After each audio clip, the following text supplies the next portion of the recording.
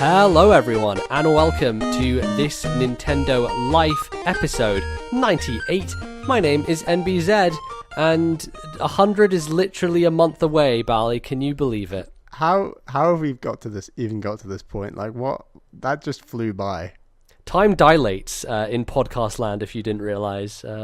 It gets crazy out here, and you know, when you only exist in audio form, Bally, you experience time differently to the rest of these mere humans. Are you a Time Lord, MZ? Look, I'm not gonna say I'm a Time Lord. I might imply it, but you know, there's some rules. There's some rules about that, Bally. So I'm not sure I can humour everyone. However, we are here. We're ready to do another good show. How are you feeling today, Bally? I'm feeling all Japanned out, MZ. I've had my fill. That's such a lie. I would happily return tomorrow to Japan and spend like a whole year there. Like, it was just so good. But yeah, I should say this is like the first regular episode we've done in like a month because you've been away in Japan. Indeed. And we'll talk about that this episode. But before we kick things off, I just wanted to let everyone know, quick announcement at the top here, that we now have a Discord server. That's right. We're not old men anymore. We've figured out what the kids do these days. And we made a Discord server, which is just, you know, it's a place where people can hang out, chat with each other, just, you know, see other members of the community, people who listen to the podcast. It's a good time. Bally and myself are in there, and hopefully you can get some cool stuff going, some Splatoon tournaments and stuff like that, some multiplayer stuff on Switch. Hopefully it will be a good time. And if you want to join that community, you just need to get the invite, and there are a couple of ways to do that. I will leave a link in both the YouTube video for this and in the iTunes description or podcast description. You know, when you download the podcast to whatever app you use, it should be directly there, so you can get there through your phone. But if you want to get there through an easier means on your computer or whatever, just head to @TNL Podcast, which is our Twitter account, and it is the pinned tweet at the top of that account. So it's very easy to get invited, get involved, and hopefully we'll get some more people in there. Yeah, it'd be nice to get the community going, you know. It's something we've been meaning to do for a while. Yeah, absolutely. So Bally, how about you tell us what we're going to be talking about for the rest of this show? For the first segment, we are going to, of course, be talking about what we've been playing. For our second segment, it will be some of your emails.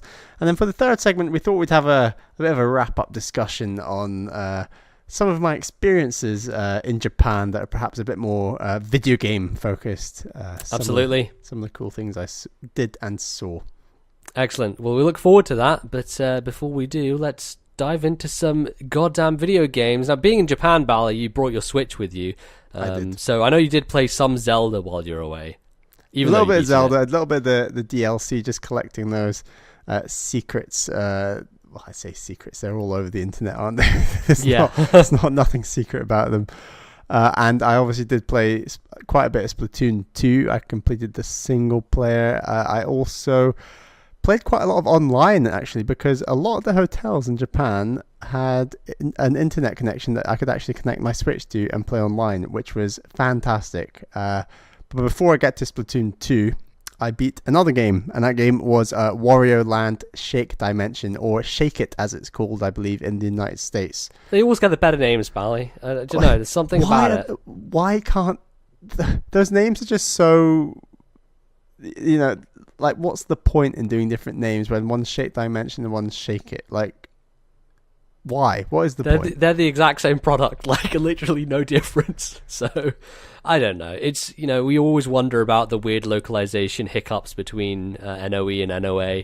And they do what they want, you know, pull blocks, push mo. It continues on to this day. Hopefully, I think, Bally, in the era of Switch, with, you know, no region locking and the ability to buy stuff from pretty much any store, as I'll talk about in my segment, we should get rid of this practice because it's dumb. Yeah, it's silly. But anyway, the first thing that hits me about this game is this is another good feel game, who of course made my favorite game of all time, Yoshi's Woolly World. Oh yeah, you just love that game.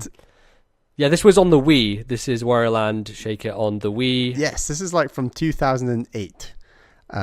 So the first thing that hits you is the art style, which is this beautiful two-dimensional animation. It's like playing inside of a cartoon, and there's like an incredible cutscene at the start and the end of the game with like full like animation, but obviously that's not very many cutscenes, and you only see them at the start and end of the game. But in between, there's just such beautifully designed levels, and I actually think this game would look incredible on a 3DS, where you have, it could easily render like the art style, but just having the layered, because there is a sense of layering that they do on this level, and God, it's got a name. Parallax scrolling. Parallax scrolling. That's exactly what I wanted to say, which obviously always looks incredible on the 3DS in the few 2D games that go for that. So, yeah, I'd take this art style over Woolly World any day. It's just so good. Like, the thing about it is not just the art is so gorgeous, but there are so many frames of animation. I don't know if you've looked up any of the kind of like sprite sheets or whatever for this game, but they are just like, it's ridiculous how many different details there are on every single like minute sprite, which makes it so fluid and so like awesome to look at. Like, that's the thing that stands out to me, is like the animation is just goddamn incredible. And like, I'd say this game is a lot easier than other. So the only other Warioland I've played is Warioland 4, which I actually picked up way back when it came out, played a little bit of it, and then beat it on the Ambassador program on my 3DS. Wait, you owned the original cartridge for Warioland? Yeah, I have. I think we have talked about this before, and I just keep forgetting. But I didn't play much of it, partly because it's such a hard game, and I got it when I was like 12 or something. Right, so, yeah. I mean, it came out way back in like 2003 or something, I want to say. So I'd say Shake It is a lot more enjoyable. It's a lot less stressful. They really make some elements easier. So the beauty of Warioland is that you play... I love it because you play through a level as slowly, and you can explore the stage as much as you want, and it's really relaxed pace. You're really looking for treasure, looking for power-ups, looking for hidden money and items and things. And then obviously when you get to the end of the level, it starts like a timer, and then you have to escape the level like as fast as possible. Like, I just really, really enjoy that mechanic, because I love it when games put in speedrunning elements to games. They don't make the whole game about speedrunning, and likewise, they don't leave it out entirely. They just make it like an important element, which is something that Warioland really focuses on. So I love that mechanic, and the way that they make it easier in this game is that once you've hit the timer that starts, and then you have to escape back to the start of the level, there's actually an arrow pointing to the area of the level you need to get to next in order to return home. And Warioland 4 is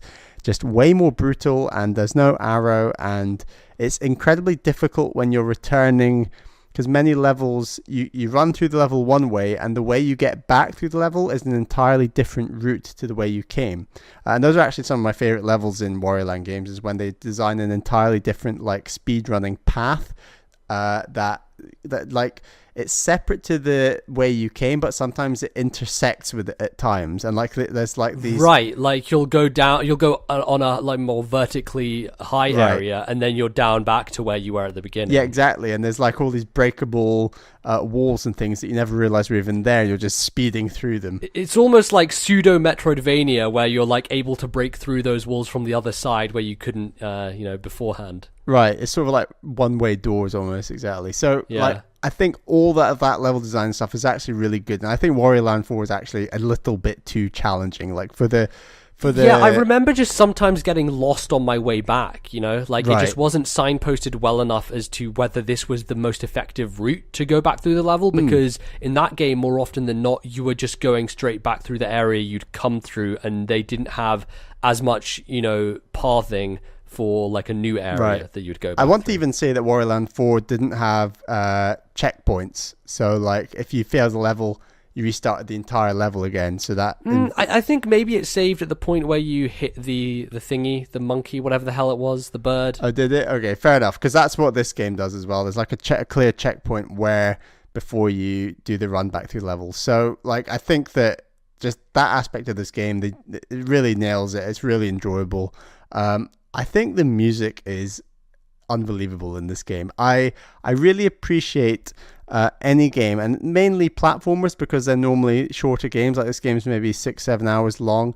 I really appreciate games that have a brand new track every single level. Like there's many games out there, even stuff like Mario Galaxy and Mario games, like they repeat music based on like they'll do multiple stars or things within a world. So like you'll hear the same music again and again, or they'll remix it a bit. Whereas having a fresh tune for each level, and I think a game like Yoshi's Island repeats a lot of the music. Like I love it when just everything is new and fresh. And like I played all of this game without headphones in because it's just so, some of the remixes and things they do with the music, like I just think it's pretty impressive. The unfortunate thing about the Wii remote is you can't like plug in headphones to that to get it like directly to you, which is, I wish they would have done that. And again, even with the Switch, you can't do that because the Pro Controller doesn't have a goddamn headphone port in it, which is a ridiculous oversight in my opinion. Yeah, it's crazy. But yeah, speaking of the Wii remote, how do you feel about the kind of motion stuff that's in this game? Because that's the point that I really enjoyed back when I played it, and I think that it takes that idea of kind of the Yoshi's Island tilt mechanic, but gives you much more control over it. And maybe Jeff Gerstmann would like this system as opposed to, the waiting system in the Yoshi's Island games. Yeah, I mean, you have to sort of be in the mood for it, I'd say. It's very Wii era. It's not, I think that a lot of people who, maybe some younger gamers who are unaware of the Wii era, and it's of course shocking that they're out there, but they are. They exist. I don't know if they listen to this podcast, but they exist. They might here and there pick, I believe this is on Virtual Console, so, they might pick up a Wiimote and try playing this game. They might be a bit like, well, this just feels weird and I'm not a big fan. And I just think you have to just accept that it's being a bit quirky, it's being a bit unusual. But I'll admit, my arms just got a bit tired and a bit bored of constantly shaking the Wiimote in order to like shake money out of the bags. Remind me quickly, is there any rumble associated with that stuff? Because what I remember, especially when you're aiming stuff, is like a significant clicking sound, like clicking into the right angles, and I thought that in particular was a super satisfying thing to tie to it to make it that much more tangible. I don't believe there's much rumble. There might be a little bit when you're shaking a bag. What you're right, when you're tilting and aiming cannons and things, which there's quite a lot of in this game, it's like a very noticeable vibration, and that works well. The cannon aiming it's a bit finicky at times. I found like there's sort of 8 fixed angles you can fire off at, and you're basically, because there's 8 fixed angles, but obviously you tilting a Wiimote is analog, sometimes your tilting can flicker between 2 settings of the 8 angles, and it's very frustrating because you do actually in some instances need that specific angle. So there's sometimes I'd just be about to like fire myself out, and then actually the angle would slip an inch and then he'd fire into the wrong way. It's just like, well, that's a bit frustrating that I could have avoided with an analog stick, for example. Yeah, sure. It's quirky, it's fun. I'm not going to be too harsh on the game for including it, and I think it's fun when it does work, but it does have the downside of not always working, I'll say. So, like, I don't think it's a mechanic that's going to age well, but it works for this game because that's just the era it's from, I guess. Yeah, fair enough. When I played it, I actually really enjoyed them. I thought that it added, I don't know, there was something about that clicking and the way that it felt to me that I was intuitively behind. So, yeah, I'm a fan of that stuff. It's got a big pet peeve of mine, which is levels locked behind secret maps. So there's secret maps hidden in levels, and those maps then unlock further levels. I really don't like games, and even one of my favorite games of all time, DK Tropical Freeze, does this. I don't like it when games punish players who don't want to find collectibles. Like, I think that rather than prevent players who don't want to find collectibles playing extra levels, games should just work harder to reward players who do go after collectibles, but just reward them with something that's not extra game content. Reward them with, like, figurines, different music, different art galleries, stuff like that. Different art galleries, exactly. Don't put, like, the developers work really hard to design these levels, and then they're only played by a small fraction of the people who complete the game. Like, you want to open that stuff up to everyone. Like, it's just, I'm annoyed about that. But I think one of the reasons why they do that, especially in a game like this, which is quite short, is to maybe artificially lengthen the experience, right? Because, it takes like 6 hours to run through this game. Like, it's not a long experience. And so I think their justification would be, well, we want people to spend longer in this game, And unfortunately, because of the way we do the podcast, like we're moving from thing to thing so fast that, you know, if we were a player who maybe got this for Christmas and it was the only game for a little while, we would take that as a benefit, right? Because we'd be going through and finding stuff. Yeah, if I was playing this for a month, you're right, I'd probably go after them. But seeing as I was playing it for a week, I was just like, well, I just want to play the levels. I'm here to play the game, and yeah, it's a bit frustrating. I think the bosses are very good in this game. There's only 6 in the whole game, but you know, they really mix up the gameplay and ask you to do really like different things and unusual things compared to the levels. There's a little bit of tilt involved in a couple of them, but that's fine. Like, I think that it works out well. I'm not a huge fan of the final boss of this game. I think as a boss battle in and of itself, it's cool, it's fun, but it's just way, way, way harder than the entire rest of the game. Like, it's big way difficulty harder than spike. Exactly. It's way harder than any of the other bosses. It's way harder than any of the other levels. And it's got one element where, rather than mixing up their attacks at the end, where you're like memorizing waves and things, and like, rather than mixing up the attack, it basically layers a new attack on top of an existing attack. Right. So and when I say layered, it starts spitting out these electronic balls that randomly bounce around the battle arena, and there's just a real sense of luck when it comes, because you have to do very specific things, and the second that the attack becomes a random bobbling ball of electricity, it feels like they're adding hacks into like your chances of beating that boss, because it's just pure luck if that ball of electricity is going to bobble on your side of the arena just as you have to hit the enemy to like do damage to it. So like I like it when final bosses telegraph their moves, but the moves aren't affected by hacks, and these moves,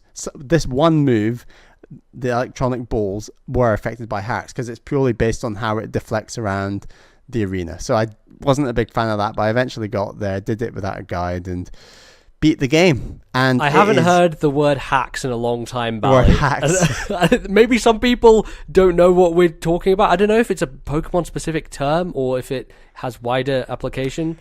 Well, yeah, I feel like I explained it well enough, but it's essentially adding an element of luck into something that should purely be skill based. Right, absolutely. Like it's funny because hacks is a word that we use in competitive Pokemon for a very long time. I just don't know if people know about it outside of that. So yeah, I just wanted to clarify for people who think you're talking about HACKS hacks, right? Because people can get confused, especially in the games market. So, but overall, I think I prefer this overall to Warioland 4. That game is just a little bit too hard for its own good. This game's more balanced, more fun, more enjoyable to play. It's one of the best Nintendo platformers of all time. It's right up there with the best. Agree with me, yes. It's not going to be higher than Tropical Freeze in my mind, but it's not far off. And I want to see more Warioland. Like, I think that, we got the Switch. I know that Kirby and Yoshi are filling the 2D platformer roles for now, but hopefully DK and Wario can make a comeback a bit later down the line, because they are the platforming kings of Nintendo. Yeah, I really want them to go back to the Warioland series, because it is so weird and different from a lot of the platformers they do. Like, I think that their main series kind of fall into this, we talk about the Kirby, Mario, DK as the like easy, normal, hard, but a lot of them feel like very similar in the way that they're just like standard left to right. And I like that the Warioland series throws that weirdness in there with the backtracking and the kind of more exploration. It's a really just cool series that doesn't get enough love. I said, it's that really cool combination of slow, explorative level design combined with, hey, we're just going to stick in a speedrun at the end, and like that. And that's another reason I love Tropical Freeze, is that it's got these levels that are very speedrun focused. Sure. And likewise, it's got the very slow paced exploration focused ones, whereas Mario and Mark Brown did a really good video about this, actually. Like, Mario implements speedrunning in very, very small elements where you might hit a one-up mushroom and then it'll run across the stage, and then you have to beat like a certain obstacle to get the one-up mushroom in time. Like, there's not much risk and reward for speedrunning in Mario, whereas it's part of the core level design of something like DK and Wario. Right. So, and then Kirby's barely got any speedrunning that I can Sure. recall, so, you know. He's just a for fun old time. Nah, man. Kirby's a good fun time. But anyway, other than Wario Land, I played the Splatoon 2 single player, amongst other things. I beat this as well. You beat this as well. I think from what we've discussed so far, we have fairly similar views of the single player compared to the first game. I will happily say that it's still the worst mode in the game. Yes. I think that I like that it's improved on the fact that you're using different weapons within different levels. It's not and it's not locked behind some amiibo rubbish like the first game was. They've actually said, right, here's 5 weapons or so. We're going to design a few levels, one based around the sniper, one based around like the paint roller. Like, I still think the level design is fairly weak, but I like that they've actually mixed up the weapons you use in them. I also still think the bosses are probably the best bit of the single player. I think they're quirky, they're unusual, they're really well designed. And then, I still just share that opinion of the first game that I really hate how detached from Inkopolis the single player is. It's a real shame that Nintendo spends so much effort creating a world and creating Inkopolis and creating these really cool multiplayer maps that are sort of, they feel like believable areas of Inkopolis, and then for the single player they just take you out into these Mario Galaxy floating squares in the middle of nowhere, and you're like, what's the point in this? Like, I want sort of earthy Inkopolis street levels. That's what I want. Yeah, it's the kind of world building is definitely something. We've got an email, I think, coming up next segment, which we can go more in depth on that. Right. But for me, there was way too much goddamn frustration with the single player, and there were in particular levels that I just thought were completely bullshit in the way that you have these 3 lives, and there are some sections that are very trial and error based. Like, the one in particular that I think of is there's an area where there are these hookshot things that they've introduced before, but you're using like the blast gun to hit them and then chain to a bunch of them. And you have to chain like 5 in a row, and below you is just nothingness, and you die if you miss one of them. So it's all about timing and knowing what timing to do. But it takes a while for you to figure out what the hell's going on. And at the start of that level, there are 3 different paths. So imagine that you've gone through these first 2 areas, which have taken you a good long time, come back to the 3rd area, you're stuck with this puzzle, and you only have 3 lives to figure it out. And I just died, and I was like, what the fuck? Like, now I have to do the entire thing again. I still don't know whether I have, like, the timing down for this level. Like, it felt to me like they need to get rid of these archaic lives-based systems, and it drives me fucking insane that, like, you see it in other areas where Mario Odyssey is getting rid of it because they've come to the realization that it's fucking useless and it's old arcade design and it doesn't make the experience better. It just wastes the player's time, forcing them to redo things which they've already proven they can do. And it just is incredibly frustrating, and multiple areas had that problem, you know, and it was more often than not associated with jumps and things that I missed because of some accidental nonsense, and then, oh wait, whoops, I have to do the entire thing again. And for me, that really marred the experience, not only because, you know, I was dying a bunch, but because I didn't think the levels were that interesting. Like, they just weren't very exciting. They didn't differentiate themselves enough. And I disagree with you on the bosses, because honestly, the bosses, as cool as they are from like an aesthetic point of view, because a lot of Splatoon is great about that stuff. Like, it's a gorgeous game and there's some really crazy character designs. The fundamental mechanics of fighting those bosses is you're in a circular arena, figure out the trick, do the trick 3 times, dead. Like, there's nothing interesting about that. And it was just a letdown, honestly, to me. And I was pushing my way through it. I was like forcing myself to finish the game, honestly, because I just didn't want to. I just wanted to play multiplayer. And it's probably because the rest of the game is so good and so much more addictive to pick up and play, like absolutely all those multiplayer modes. And I'll be honest, like, a big reason I beat the single player is I was playing it on a plane, and like, obviously there's no online, so I was just like, let's when you have no other option this. What else are you going to do? So I thought spoilers on the final boss very quickly, but I just thought like the inclusion of Callie Marie was just a fun thing to do with the final boss. A big criticism I have that we both share, I believe, is that they don't telegraph clearly enough how to upgrade the gun you use for oh the my final god, it boss. drove me insane. It's horrible. I actually beat the boss like second or third time. Emmy said, I knew you really struggled, and then you like checked something up and then got the gun. Bally, you must be a fucking superhuman, because I have no clue how you managed to do that. I swear it's just motion controls versus analog stick on this one, but it may be. But like, so the fire rate of the hero gun, which is the one that you can upgrade throughout the campaign, is pathetic at level 1. And so if you don't remember the one-off thing at the beginning where they're like, hey, by the way, you can upgrade your stuff, which I did 1,000,000 years ago because I've been playing this in small chunks. And he lives in world 1. He doesn't follow you. Exactly. There's no like area in each world that you can go to upgrade your stuff. So you have to remember to go back to World 1. And like, I looked up a video online because I was dying like so much. I had no idea what to do. I was getting incredibly frustrated and angry. Fire rate and you were like, what? And I saw the fire rate on his gun. I'm like, how is his gun? Oh, wait. You can upgrade in this single player, for fuck's sake. And so I just went back and got it to level 3. And then after that, I just cleared its clock. It was no problem whatsoever. But yeah, that's really an oversight that they didn't design around, because a lot of people are going to be like playing a bit of the single player, then playing online, then playing. So by the time they get to the end of the single player, they're going to have forgotten that this element of upgrading even exists, right? Exactly. And that's a problem. I'm sure it can't have just been us two. There'll be absolutely loads of people. And yeah, I don't think they mixed the final boss up enough from the last game. It's the same boss. Like, it's the same boss with like different attacks and slightly different patterns for sure. Some different patterns and things. So.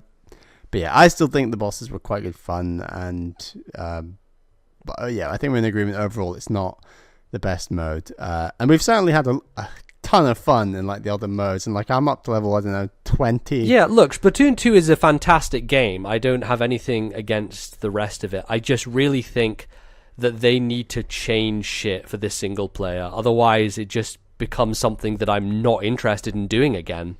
Yeah, either don't put it in the game or really put it in the game and like, you know, do some really innovative things. And yeah, it needs more work. Absolutely. So Bally, that's it for you? Yeah, I did play a bit more Zelda DLC, like I said, but I'll try and do more. The Trial of the Master Sword, or what's it called? Trial of the Sword. I'll try and do Trial a bit of the more. Sword, yeah. Try and do a bit more of that next time and give some thoughts, perhaps. And I'm gonna be playing some Advance Wars 2 finally. Exciting for you. I know you're gonna dive straight into that and just never come out again. I mean, apparently the campaign's 27 hours long, so oh boy, go. Strap in. So Bally, you know, in the last month since we haven't been doing podcasts together, I finished a bunch of shit. I never talked about Horizon on this podcast, and I'm kind of reticent to do so. I finished that game. I don't see what people are talking about. It's fine. Like, that game is a very good one of those, you know? Like, it's an open world game in the traditional Western sense, and it does some cool things. The story's fine. A lot of people were going crazy about the story. It didn't hold my interest in the same way as it did others. But, you know, it's a good one of those Western open world games. I found a lot of the combat very frustrating, personally, but, you know, it hasn't ranked high in my games of the year list. Let's say that much. I also beat Darksiders, which I'm glad I finished, and it had some cool stuff, you know, late game in terms of the dungeons and boss fights. But there was also a lot of frustration, like a lot of puzzles that I felt were poorly implemented for how sloppy that game is polish-wise. Like, there's a lot of jank in it, and there's one puzzle in particular where there are these two, like, portals, right? So you have one portal that is opening up to this kind of rock formation that you have to blow up with a bomb. And when you throw the bomb through the portal, like, the angle at which you throw it through doesn't actually matter, because it, like, sticks onto another part of the terrain and, like, doesn't stick where you need it to be. So I threw it from some weird fucking angle that shouldn't have worked, and that was the one time it worked. Like, stuff like that really marred down the experience for me. Just a lot of jank going on in the control department that made a lot of frustrations in kind of the end of that game. But it's good. I think it's worth playing because it's one of those few games that emulates Zelda, and I just don't think we have enough of those out there. Because dungeons are great, and I really like playing through dungeons. So I'll give it a shout out for that. And then I guess I could talk about Hollow Knight now, because that's what I've been playing. The and longest Hollow Knight, ever Metroidvania. Yeah, so it took me like 20 hours. I actually beat it this morning. And Hollow Knight is absolutely up there in my top games that have come out this year. I picked it up in the Steam sale because everyone had talked really positively about it. I had a great word of mouth. And it just looked really up my alley. Obviously, it's a Metroid-style game. It has a very standoutish art style. And it does so many cool things. I'm really glad it's coming to Switch, because it's only on PC right now. I don't think it's announced for PlayStation or Xbox. I think Switch is actually the first console it's coming to, which is really cool. And I think it's going to fit perfectly on there, because it really is one of those games, especially because of like the way the save system works. It's great to have it on a portable, because you can just press the home screen and just come back to it later if you're in the middle of somewhere where you can't find where to save and stuff. So that actually works perfectly. But I think the first thing that stands out about it is the art style, which is just jaw-droppingly gorgeous. It's perhaps as if, the Warioland thing we were talking about earlier, if you were to translate that into HD, right. It's not the same, but, it has a similar impact to it, because there is incredible quality to the animation. Like, a lot of the environment that kind of surrounds the game is interactable, not in the way that it affects the world, but you can hit it and like bubbles of like orange goo will explode and leaves will spray out when you slice a plant that's on the ground, and then these kind of rocks that are hidden like kind of in the background, you smash them and they crumble. Like, there's a great tangibility to the world, even though breaking that stuff is kind of optional. You can just walk past it and not have to like touch it at all, but it really lends the sense of atmosphere to what's going on. And just in terms of its look, it's got very thick lines. Like, the characters have this almost outline to them, and they stand out against the background. Like, you can definitely very easily tell where the enemies are versus where the platforms are versus what's in the background, because the background is very kind of shaded and a bit like it's a very dark game. Like, it has a very grim aesthetic, and so it's good to have an art style with a very punchy nature to it, so that you don't get confused with like what's behind you and what's in front. I think some platformers and stuff fall into the trap where you don't know what you're jumping on, like what's part of the environment or not. So I think the art style lends to that very well. But the kind of core nature of it is you're exploring this space. You play as this character who's very small, who has like this very tiny kind of sword weapon, which is actually a nail that he wields. Is it like a good story? It does have a lot of narrative elements to it, but it's very mysterious. And I think a lot of people give it the Dark Souls comparison because it's more about the world telling the story. Like, you come across graves of, past warriors, and you come across... Prime 1. Yeah, it's more that type of lore-based storytelling than like explicit narrative, which... I don't really mind, because it means it doesn't get in the way of the experience. There are characters, there are NPCs, and the NPCs are really well written. Like, they are funny at points. Like, sometimes you'll come across some people multiple times. There's this one guy in particular who keeps getting into trouble, and you keep having to save him from monsters, and that's like a funny exchange. But that just kind of helps build the world. And yeah, again, like that kind of Dark Souls idea of mystery to it. And there is definitely like a story there that I don't fully know what's happened, because I haven't dug into it, but I'm sure there's videos on YouTube kind of breaking that stuff down. But the core of the game is exploring and finding your way through this space, and it's difficult at first because initially you don't actually see yourself on the map, and initially you don't even have a map. You just descend into the space, no map. And there's a character who is a map maker who you pay some currency to, and he will give you like a limited map of the area. But once you kind of get past the first couple of hours, because the first couple of hours you're in this one place, and honestly you have no idea where the fuck you are, because even if you have the map, it doesn't show you like your little icon of where you are relative to that map at all. And I'd recommend this to the first bloody thing you do in this game, is if you go back up to the top, there's a shop that sells upgrades to, enhance your map and give you like icons on it. It costs like 100 to get the one that shows you where the fuck your character is. I spent way too long just wandering around, not knowing what the fuck I was doing or where I was going. I'd recommend you do that. But what it does do is it forces you to learn how to explore the environment, and that's a very big part of the experience is learning where you are and where things are relative to you, and figuring out the map and just becoming familiar with it. And I think that's something that Breath of the Wild obviously did very well. It's like familiarizing yourself with the environment. It's difficult here because it's obviously a 2D game, so you have to keep kind of a mind map in your brain of like where something is relative to something else. But the thing that I really like about the system is you are personally mapping it out. And it makes save benches really valuable, because every time you find a save bench, your map updates. It's as if like you're sitting down for a rest and you're like scribbling out everywhere you've been. So you've traversed this really large area and you come across a save bench, and now you can see that entire area you've just been through, which is really cool, because then you're like, oh, there's that path down there that I didn't check out because I didn't really know where I was going. So it helps you with backtracking. It helps you with just pushing further through.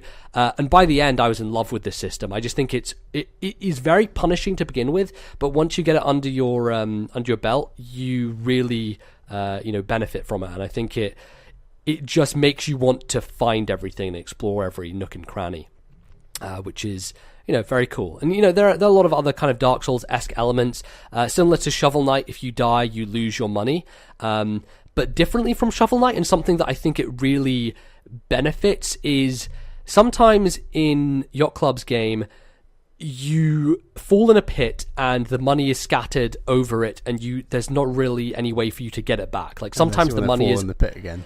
Right. Like sometimes it's just in a place that's unrecoverable because it randomly like spouts out. What happens here is you lose all your money, which seems way worse because you only use a fraction of it in Shovel Knight. But when you recover it, you have this shade, which is like a kind of dark version of you, like your shadow almost. And you just need to hit that thing 3 times and you instantly recover. And it can attack you, it can hit you, whatever, but usually it's very easy. But the thing that I really love about the system is it takes into account if you have died in a boss battle.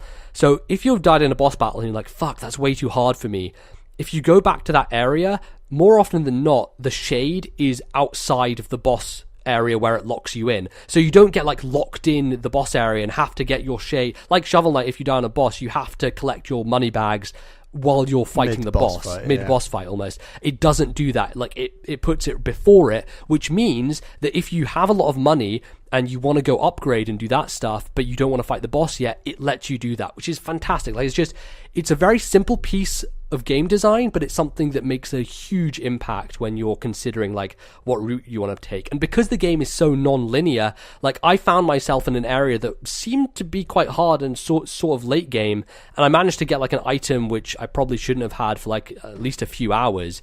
But if you run into troubles like that and somewhere you're not supposed to be in a boss that's too hard, it gives you the leeway to kind of rewind that and not lose all the progress you've made, because Geo, which is the currency in this game, is very valuable. It helps you upgrade your life. It helps you get icons on the map. Like there's a whole charm system where you can attach certain things to you. Actually, the charm that you attach to that lets you see yourself on the map is one that is part of that, and it's one that I never removed throughout the whole game. It's like, why would I get rid of that? Like it's the most important thing. So one criticism I may levy is like maybe they shouldn't have made that a charm, because I could have had something else that like boosted my attack power or something along those lines.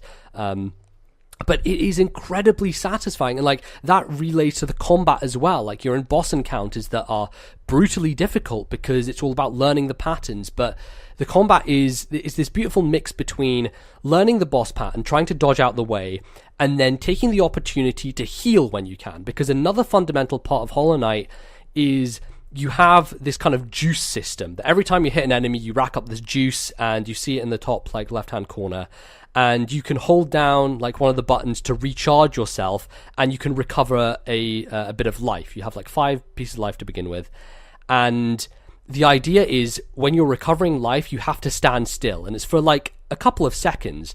So in boss battles, you have to really learn the point at which it's safe to stand in a corner and just hold down the button. Because if they hit you while you're doing it, it interrupts it and you lose the opportunity to heal your life. So it's this amazing kind of ballet between, fighting this enemy, charging when you need to, dodging out the way, getting in hits, and using your platforming abilities to like move around. And the game is definitely more combat focused. A bit like that boost in Plague Knight. Well, it wasn't Plague Knight, sorry, it was Spectre Knight. Right, yeah.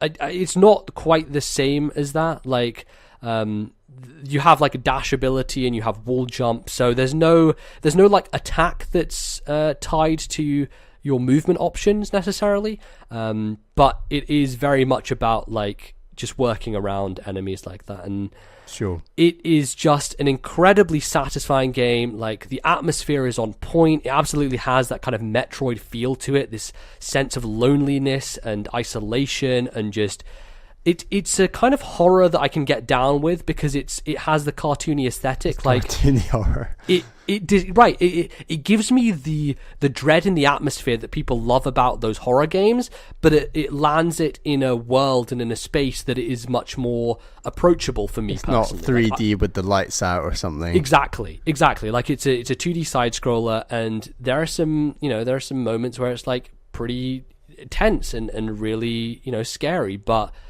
I am able to kind of appreciate that in a way because of all those elements. But bottom line is, Hollow Knight is just fantastic. It's, if you want a game that is going to really scratch that Metroid itch, but also give you a super difficult challenge that isn't frustrating, and I think that's the key point, because I think sometimes when we talk about boss battles we don't like that Warioland you just said, it's to do with frustration of not being able to overcome the randomness. And in this game, everything is deliberate. Like, everything has a reason and a purpose. And once once you learn that pattern, you can almost go through it without taking a hit, right? Like, it's that level of just muscle memorization. And it's really satisfying to pull off. So this is coming to Switch. So when we're talking about Metroidvanias on Switch, we'll have, maybe by the end of the year, or at least the start of next year, we'll have Hollow Knight, we'll have Axiom Verge. Are there any more coming? I wish Metroid was coming, but no, that's on 3DS. They put it on damn 3DS. But I wouldn't put it past Drinkbox to re-release Guacamelee on there as well. Like, that seems Would you rank this higher than Axiom Verge? Yes, I like this a lot more than Axiom Verge. I think maybe too soon to try and discuss whether it's better than Guacamelee. That's a tough one. Yeah, I think they're very different games. Guacamelee is very different from this. There are ways in which those two are similar, and I think they both have a combat focus, which is interesting. And I think if we're talking about combat-focused Metroidvanias, this is up there with Guacamelee. I think I might prefer it. I don't know. It's a tough call right now. It's very hard to say, but it's definitely not kind of like, I love Ori and the Blind Forest because of its platforming. I love Hollow Knight because of its combat, right? Like, and it's hard to say that because the combat is very simplistic, because you just got this one attack, and there are other attacks that you can learn, but it's in the intensity of a boss fight. I wasn't really using them, but there is a lot of platforming elements involved in Hollow Knight as well. Like, just getting around and dodging bosses' attacks is, in a way, platforming, which I kind of thought about today, and I was like, that's a very interesting way to look at it, because you do need those skills as well. And there are segments of platforming gauntlets here and there if you want to get a cool item that's hidden behind something. Sometimes you have to go through a platforming challenge, but I think it's the whole package, right? Like, it is this game from this small studio which is incredibly polished, just to an absolute sheen, just looks fantastic, plays tightly. Like, that's the thing that I always treasure above all else, is tight controls and feel and just satisfying feedback, like the sounds that the weapons make when it hits enemies, and like the all of that surrounding aesthetic value is what like elevates this game. So I cannot recommend Hollow Knight highly enough. It is fantastic, and it's great to be talking about it here, because as a Nintendo show, I'm so happy games like this are coming to this platform, to Switch. Great. So I'm pretty pumped to try it out, to be honest. Yeah, no, it's awesome. And Bally, you have an abundance of riches coming your way on Switch, because you skipped like some of these late Wii U releases. So you've got Severed, Super Meat Boy, you've got Axiom Verge, Stardew Valley. Like, it's just an onslaught for you. So I've got this great combination of my backlog gradually but slowly but surely, like, getting to closer to zero, and then an abundance of great games coming out on Switch. So, like, I'm going to be playing less 3DS and less Wii U and just far more Switch, which is ideal. Absolutely. That's what we all want to do. So I was going to talk about Sonic Mania, but we have run very long here, so I think I'll save that for next time. Quick thoughts. Sonic Mania reminds me of Mario Galaxy, and I'm not going to expand on that statement. I'm just going to leave it at that, and we'll come back to it next time. So Mario's just like, what? Yeah, exactly. So yes, after the break, we will be back with some of your listener emails. So don't go anywhere. We shall return.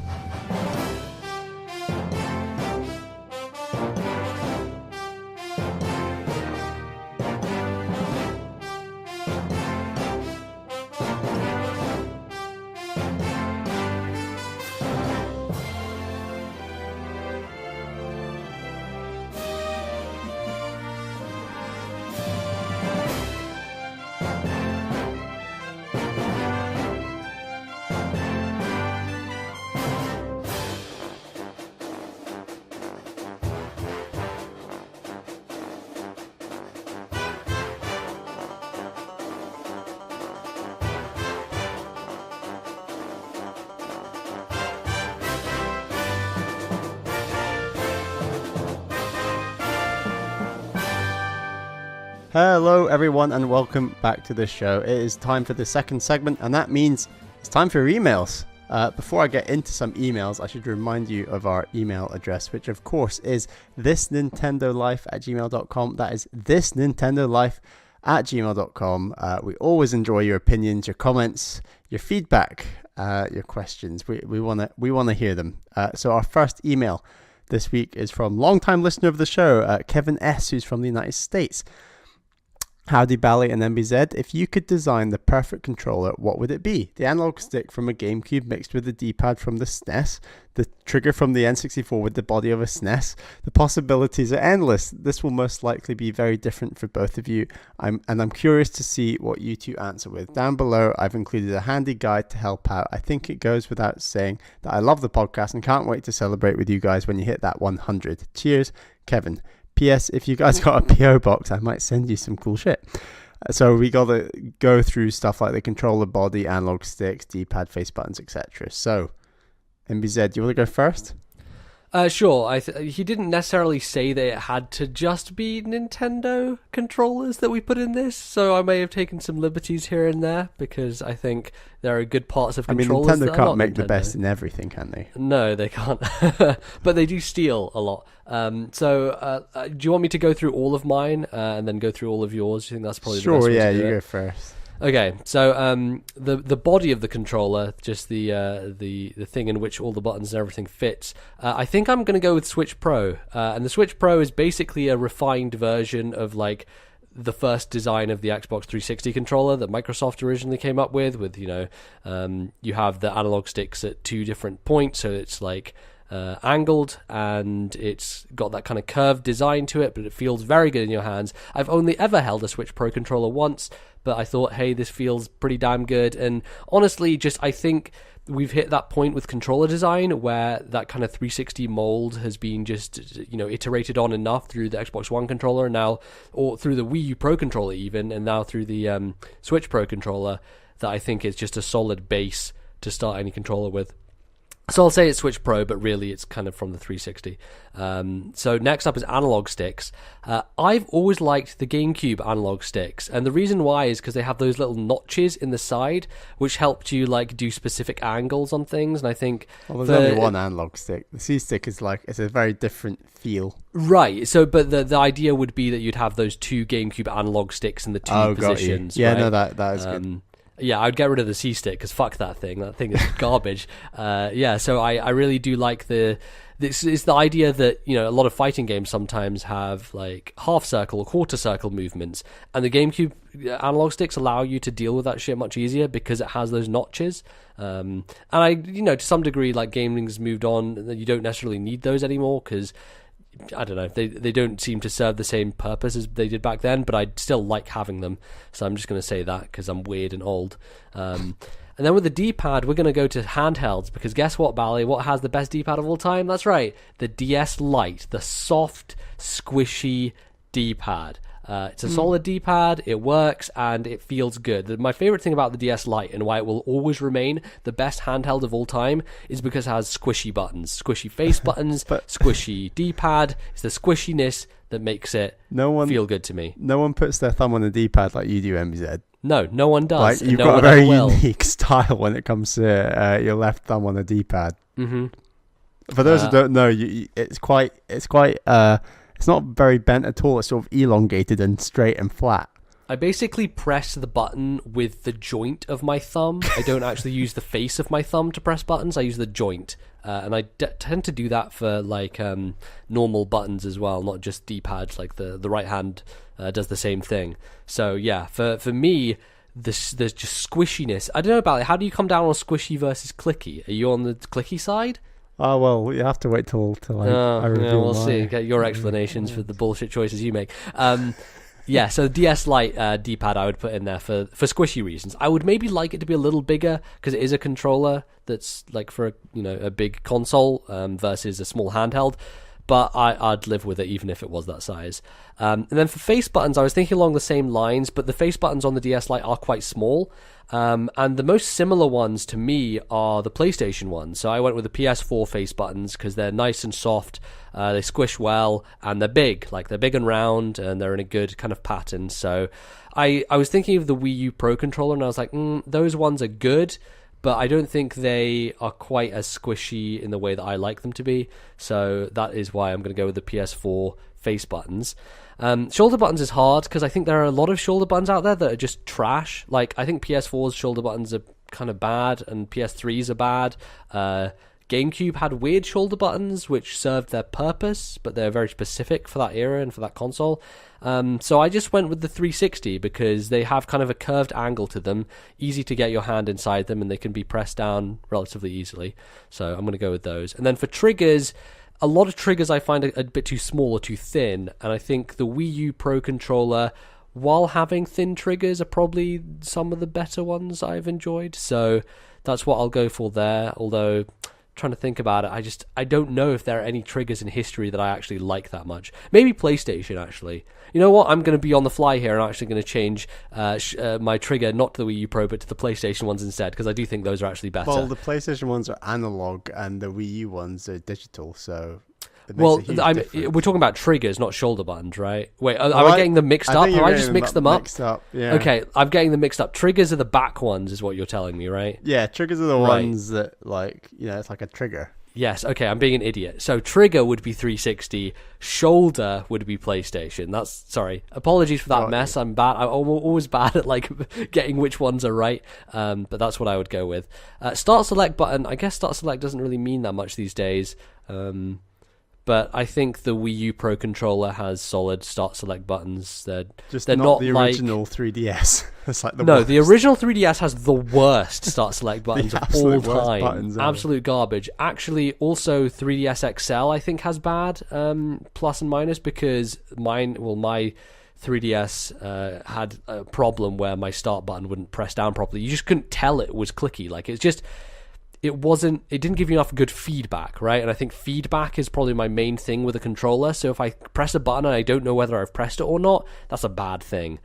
So I will go with Wii U Pro because that's just standard start and select buttons. And then home button, I'm going to say the Wii U gamepad has probably the best home button for me. It's small, so it doesn't get in the way. It lights up. You can click it and hear the click. It's very solid sound. It's out the way, and you're not going to accidentally press it, so that's why I think it's quite good, because it's just in the middle of this giant thing that has a screen in it. So there is my Frankenstein of a controller. Bally, how about you? So for body, I'm going back to my roots. I'm going with the GameCube. I think that it looks like it's very comfortable, and it feels even better. It kind of looks like it wouldn't be comfortable actually, but it feels good. The GameCube controller kind of melts into your hand. Yeah, you know, like it has a really nice feel. Small, to it. But in a good way. It doesn't feel out of place. So I'd go GameCube. Analog sticks. I think that something like the Switch Pro controller or something, like I'm not overly fussed. I'm not sort of in love with the GameCube analog stick. It's good, but like I think stuff like the Switch Pro Controller, the Wii U Pro Controller, those analog sticks do just fine for me. Just the more modern ones, I guess, is, you know, they've refined them, as I said. Like, they're at a point now where, because actually some analog sticks I don't like are ones that are a bit too loose. Like, I think the PS4 analog sticks are too loose for my liking. I like a bit of sturdiness in there, so you have more control. Also, the downside with GameCube ones is they do lose the springs do give way. So like if you do go for GameCube in your one, MBZ, you need to make sure those springs they retain their springiness, because I know all these Smash players just going through controllers like nothing. Double Dash completely killed my GameCube pads. Yeah, you're right. No, yeah, because that was a thing when we're looking at our GameCube controllers now, and like they have like cuts in the padding, they are like, your original one is just a complete fucking mess. You can't control anything with it. So yeah, that is true. D-pad, I disagree with you slightly. Like I don't like squishiness on a D-pad. Like I like size and sturdiness. So sort of the biggest, flattest D-pad I can think of is something like the Wii U gamepad's D-pad. That's a solid one favorite for sure. That's actually a really good choice. Face buttons, I agree with you. I do like squishiness.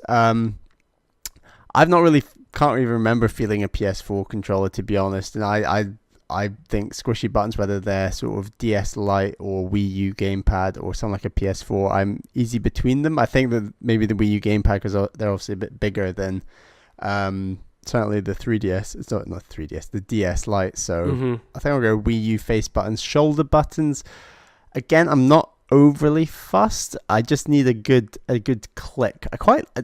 You know what's got a good click are the Switch Joy-Con shoulder buttons. I think might go for them because they've got a really satisfying click. My problem with those is that they're very thin, like almost too thin for my liking. Sure, like they're just kind of hard to even... Sometimes you look at it, I'm like, is that a button or is that like a part of the design of the controller, you know?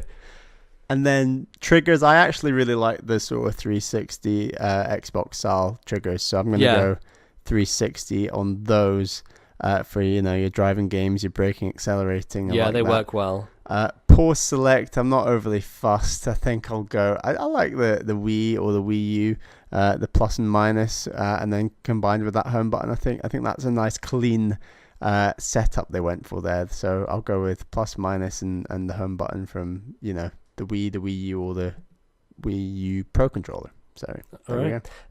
Noticeable lack of any N64 here at all. I think there's an agreement that N64 kind of it paved the way, right? Like it had the analog stick and it had the the B button at the bottom, which would pave the way for the Wii controller.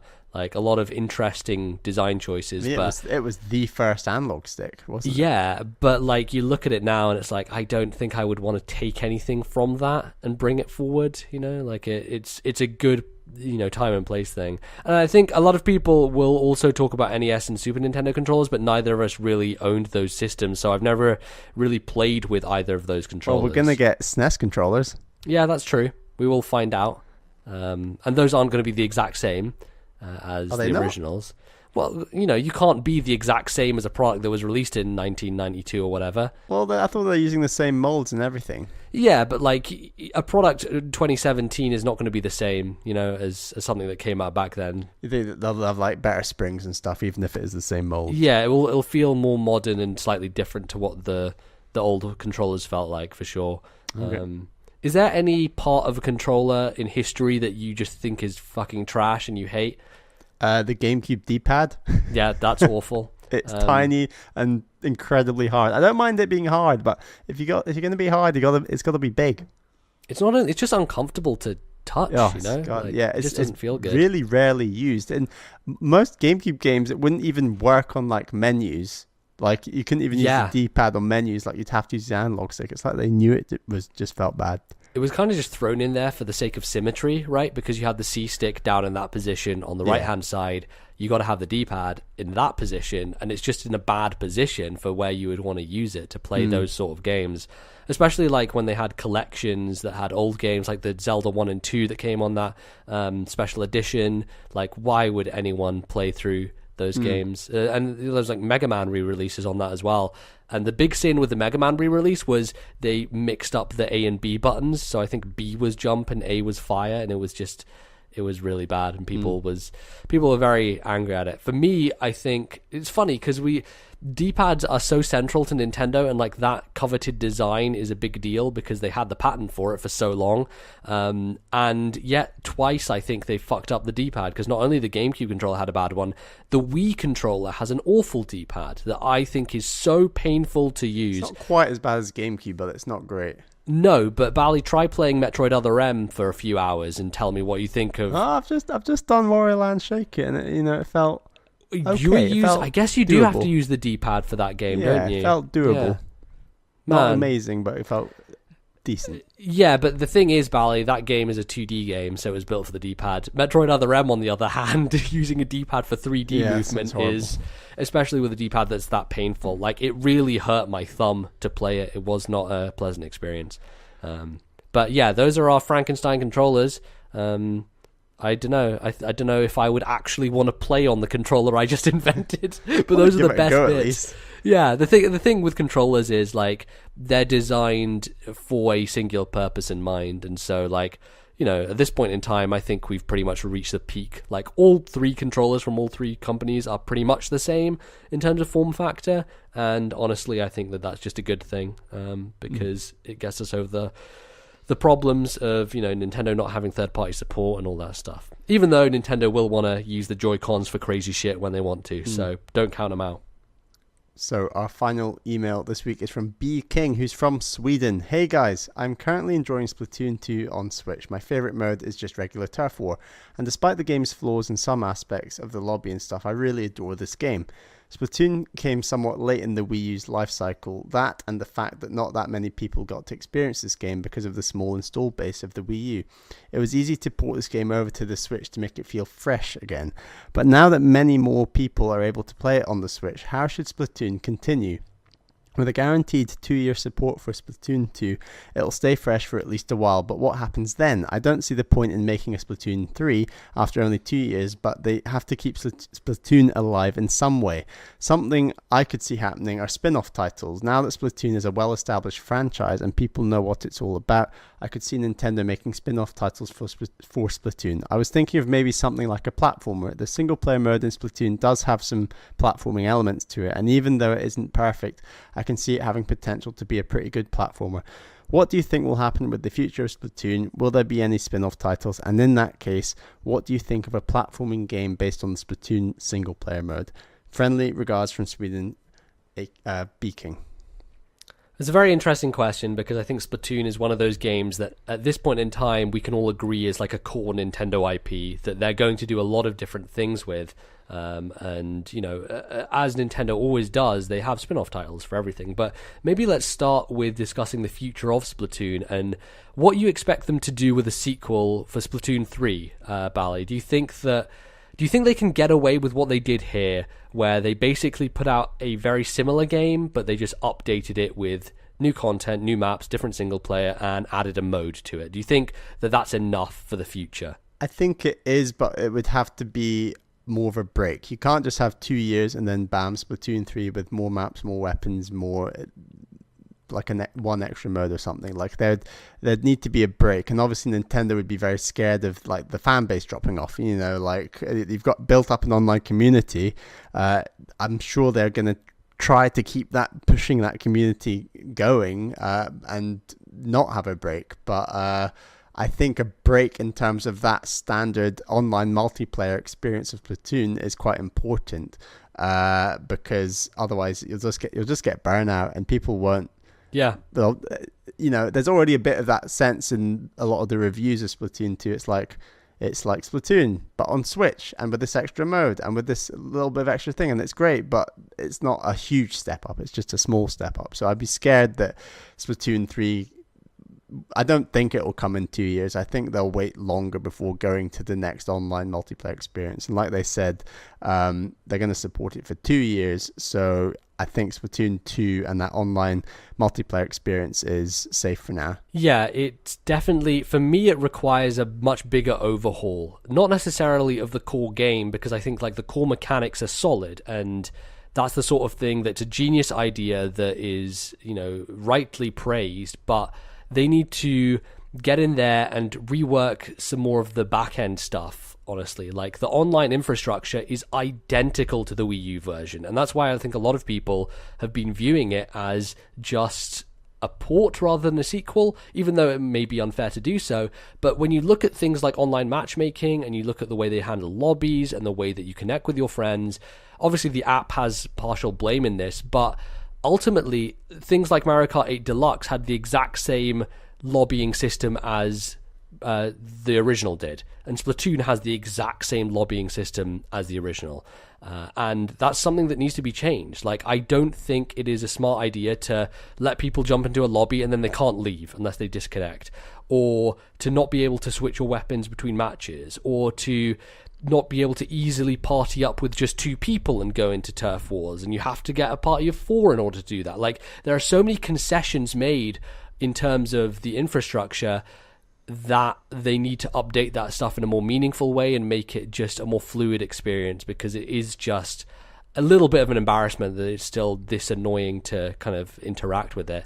But on a much broader level, I would like them to maybe look at some other things that other, shooters have been doing recently, and not to say that they should follow the trend, because Nintendo is so good at like paving their own path, but I think a cool thing about games like Overwatch and stuff that is copying it, like things like Lawbreakers, is that they break their characters down into classes. And I think Nintendo would do a good job of emulating ARMS, actually, which in a sense emulates Overwatch, by taking these squids and giving them individual classes that have more of a breakdown than just a weapon and a special. Like, make them more distinctive, give them something that is a bit more unique, and give roles that are not just offensive. Like, have defensive roles, have classes that can heal, have classes that can set things up that aren't necessarily direct damage.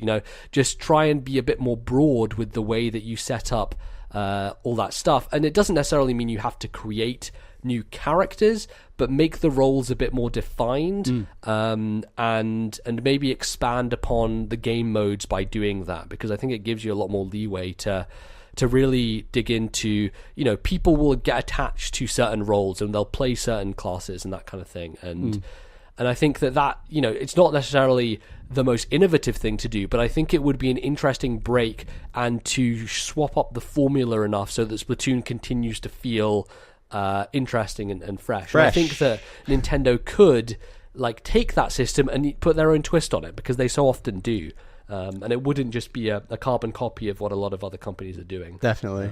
In terms of spin-offs and things that they could do with the single player, we've been fairly critical of the single player, and I think that if there was to be either potentially a spin-off title that's focused around the single player, they really need to, in my opinion, earth that world in Inkopolis, and don't do this sort of Mario Galaxy rubbish where it's just detached from the world that they've created.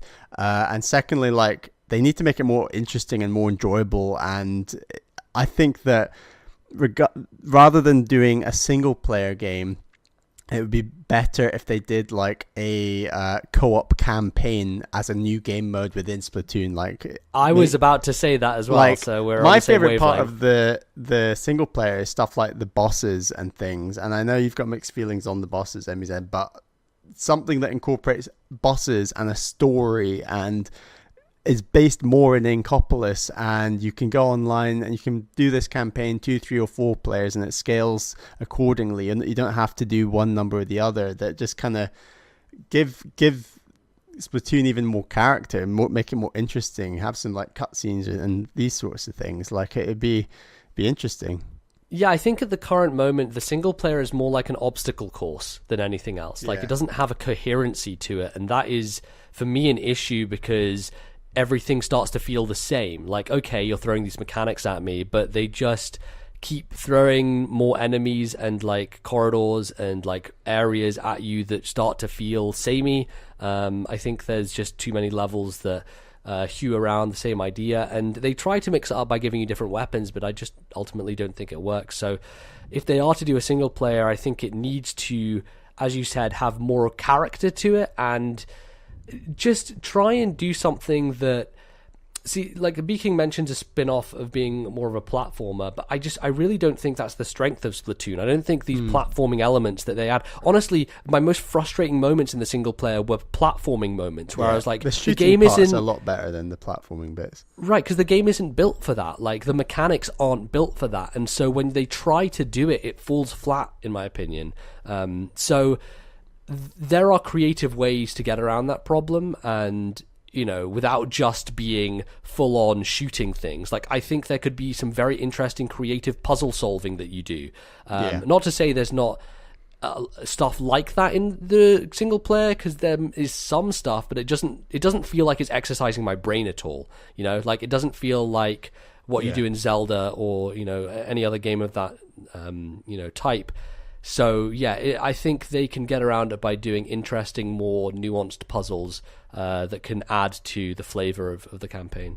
So, but likewise, I could totally see them just going off the rails and just making like a Callie and Marie like action puzzler or something. Like just taking the characters from Splatoon and going completely away from anything shooting related, just to build that world more, and then that would be completely separate to any sort of support of the main game. I could definitely see them doing that. I mean, something you can take to the bank, and this is 100% happening, is there will be a Splatoon mobile game. Like, there's no way there isn't going definitely. to be. And I don't know what form that would take, because Nintendo don't want to be using, analog sticks on virtual shit on a phone, because that is garbage and everyone hates it. So I don't know, like the idea of drawing is very key to Splatoon, like some kind of art academy style thing, like a painting thing on your phone, something that could, integrate in that way, I think could be cool. And then in terms of spin-offs, I've really been thinking along the lines of like a rhythm game, honestly, because you look at Splatoon. And they hint at that in this game. Have you seen? Yeah, because there is like a mini game in there, but you look at Splatoon and like the style of it and the fashion of it, and to me, it feels the music too. It feels very in that world where you could pull off a rhythm game with it.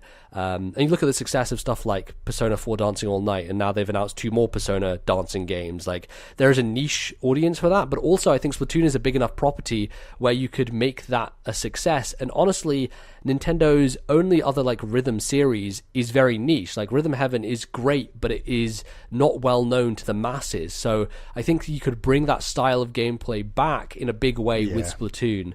And I think it would work very well. That could even work on a phone. It could do, potentially. But I definitely think before Splatoon 3 happens, you're more likely to have a new mode in Splatoon 2, whether that's a co-op campaign or something different, I don't know. But I'm fairly confident another mode will come at some point.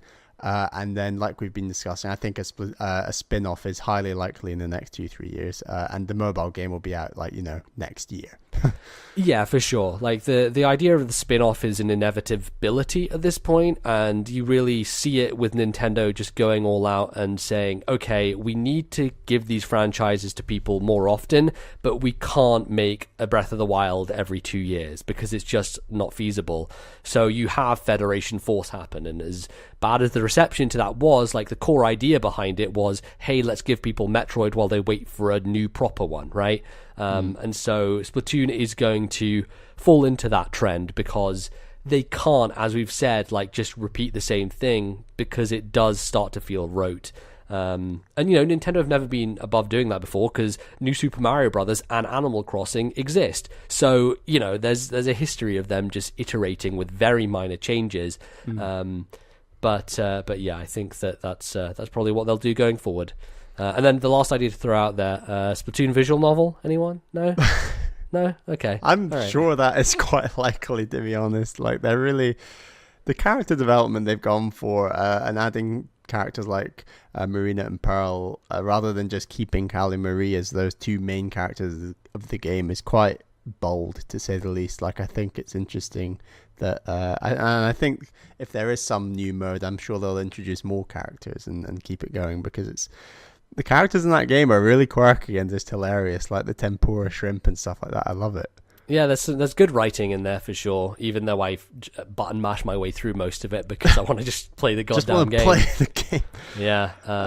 But thank you very much for your email, B King. That is all we've got time for in terms of your emails. But please do send in more. We are always wanting them. Our email address is thisnintendolife@gmail.com. That is thisnintendolife@gmail.com. That's the second segment wrapped up. It's time to talk about some of my travels in Japan. So don't go anywhere. We will be right back.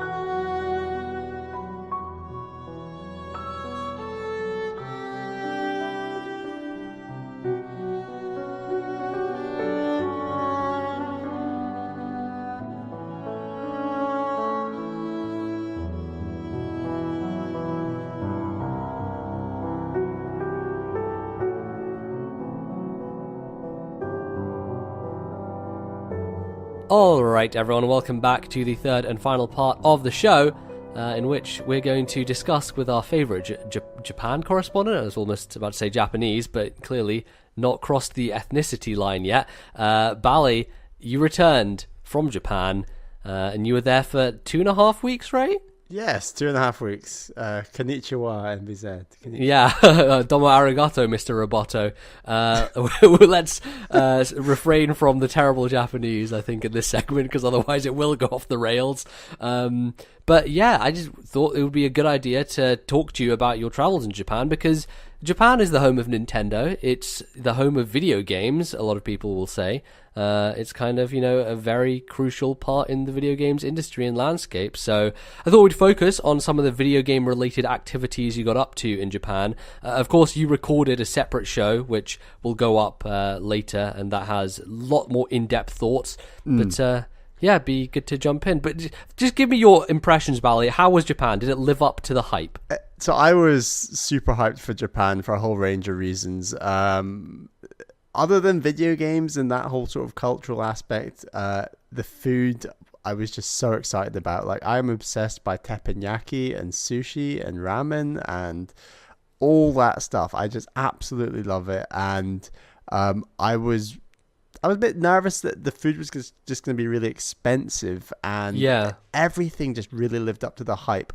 We did a great mix of things, from like really intense city days out combined with like hiking up a mountain to like try and get a view of Mount Fuji. We didn't, because it was cloudy, but what a shame. We had a great hike nonetheless. And like, the country is just so diverse, and I'm just so glad we saw like different parts of it, and every aspect lived up to the hype. It was incredible how everything you did was just so enjoyable, because it was so different, but in a good way.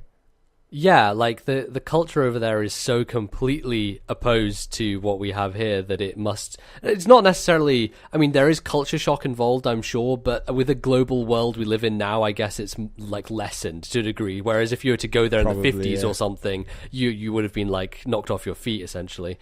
But yeah, I guess you maybe had more of an expectation of what you were going into. But yeah, for me, like, of course, all of us know that both of us, we're into games. That's the reason we'd like to go to Japan. But I, would probably prefer to go to Japan for the food, because love that we both share is, Oriental cuisine just generally, and Japanese in particular. But also there's all the history and like temples and stuff, and all that stuff is very interesting to me culturally as well. And we did do like some museums, and like we did read a bit into some of the shrines and things, and like I definitely learned quite a lot about Japanese history. And yeah, it's really interesting just sort of how they're renowned for being a very insular society, but then sort of when you're talking about 600-700 AD, they were a far more open society, like open to the rest of Asia. Whereas in recent years, they've been far more closed. And like Japan has incredibly low levels of immigration, especially considering how high its GDP is and things like that. So it's a very unusual country when you're talking about sort of some of the most economically developed countries in the world. Like they're the third highest GDP in the world, for example. So like, yeah, it's incredible that they have such a high GDP, but also such low levels of immigration. Yeah, well, there's lots of exciting things to talk about, Bali. So let's kick things off with the mecca of video games, Akihabara, otherwise known as like Electric Town or whatever. The place where a lot of like game shops and like arcades and things are. You went there and you had experiences. What's something that sticks out to you as like a very crazy video game thing that you saw? Me and Caroline did one of these. She knew about them. I didn't really know about them, but they're quite famous apparently. These photo booths. Okay. It was sort of like it was in the bottom of one of the Sega arcades, and it's like 4 different booths. You pay like, I don't know, 200-300 yen. It was quite cheap, and then you go into the first booth, and that's where they take pictures of you, and they're like, right, okay, what are we doing? And then we were just like, did some crazy poses. I don't think you've seen these pictures, MBZ. I need to. No, I don't. Think so. A few of them on Facebook. It's pretty funny. Okay. I'll try and get them on Twitter as well. But you go into the booth, and then they take pictures of you. You do all these silly poses, and then in the next booth, you like get to edit them like with a touchscreen, and like it's designed for like there's 2 separate touchscreens, and you're meant to go in like a group of friends. You can all edit your own ones, and you add on like blusher like things. It's really weird, and all these shiny effects, and basically Snapchat is what you're telling me. It's basically like Snapchat on steroids with a lot of pink going on, essentially. Okay, and sure. And then you go to the final booth, and it like prints them out, and you can get them framed and do all these different things. We just got like a basic option and got them printed off, but it was just really zany. It was like, what was that? Who does this? What? I don't understand. Like, I mean, it was quite fun, but like, I don't get it. You know, it's just. This was, you said, inside a Sega arcade. What interests me about that is like, are all the companies like subdivided in terms of arcades? Like, are there arcades, owned by all these different companies, or are there like arcades that have multiple different, machines in them from different companies? How is it all like doled out? I mean. Yeah, this was a Sega arcade, but there were like loads of games that obviously weren't Sega in the arcade. I don't recall like any other big like developer company branded. No, like Namco Bandai or anything going on. I mean, I'm sure they did have their own arcades. I just didn't see them. Sure. I think obviously Namco Bandai games are all over the arcades, like in terms of and there's whole floors of just fighting games and stuff. Right. And, fighting games are bloody huge. I was really surprised, and stuff like racing games and driving games in terms of arcades.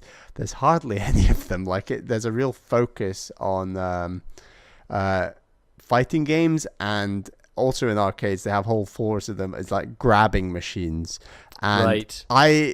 I saw so many people more people on the grabbing machines than on the arcades, and they would just shovel in yen into this machine. The UFO catcher, right? Sorry? The UFO catcher, that's what they're called? Exactly, UFO catcher. And the claw would come down on the gift, it would grab it around the middle perfectly, and then as it pulls it up, it just drops it out, and it's just like, I could have told you that was going to happen, but they're just... Yeah, like those things are rigged. They are just obsessed with them, and they were just so busy all the time. It's a big thing. It's interesting because like I've been watching Giant Bomb play through Yakuza, and there's a lot of stuff like that in that game where, a lot of Japanese games like take things like the UFO catcher and the kind of pachinko stuff, and they just put them in as part of the kind of mini game selection that they have on offer there. So it's not surprising, honestly. I think the sort of stepping back, the most surprising thing about Akihabara, I guess, is how loud and proud it is. Like, it's not trying to be some sort of niche. This is the video game area of Tokyo. Like, this is where you can get video games. It's like, this is the video game area of Tokyo. This is like a culture capital part of Tokyo almost. It's so mainstream is what I'm trying to get at. It's not like it's not trying to aim at some sort of niche gamer audience or anything. It's really, really mainstream, and you see all sorts of people, men and women of all ages, like walking about.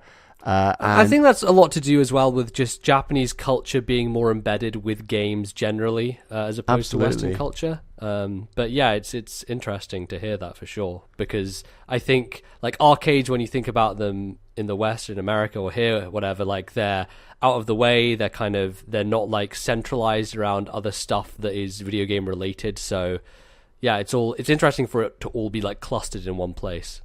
Yeah, it's quite something, and the sheer number of video game adverts from all the way from the metro to like when you're down in sort of Akihabara City or whatever, like they're just everywhere. Dragon Quest and slimes are literally on everything. Like every building, every shop has them. They're just everywhere. Like you were there, Bally, when Dragon Quest XI came out, so it was basically crazy town when it came to that stuff. Did you see copies of that game anywhere? Because it sold like 2 million copies in the first 2 days in Japan, so I saw it's pretty insane.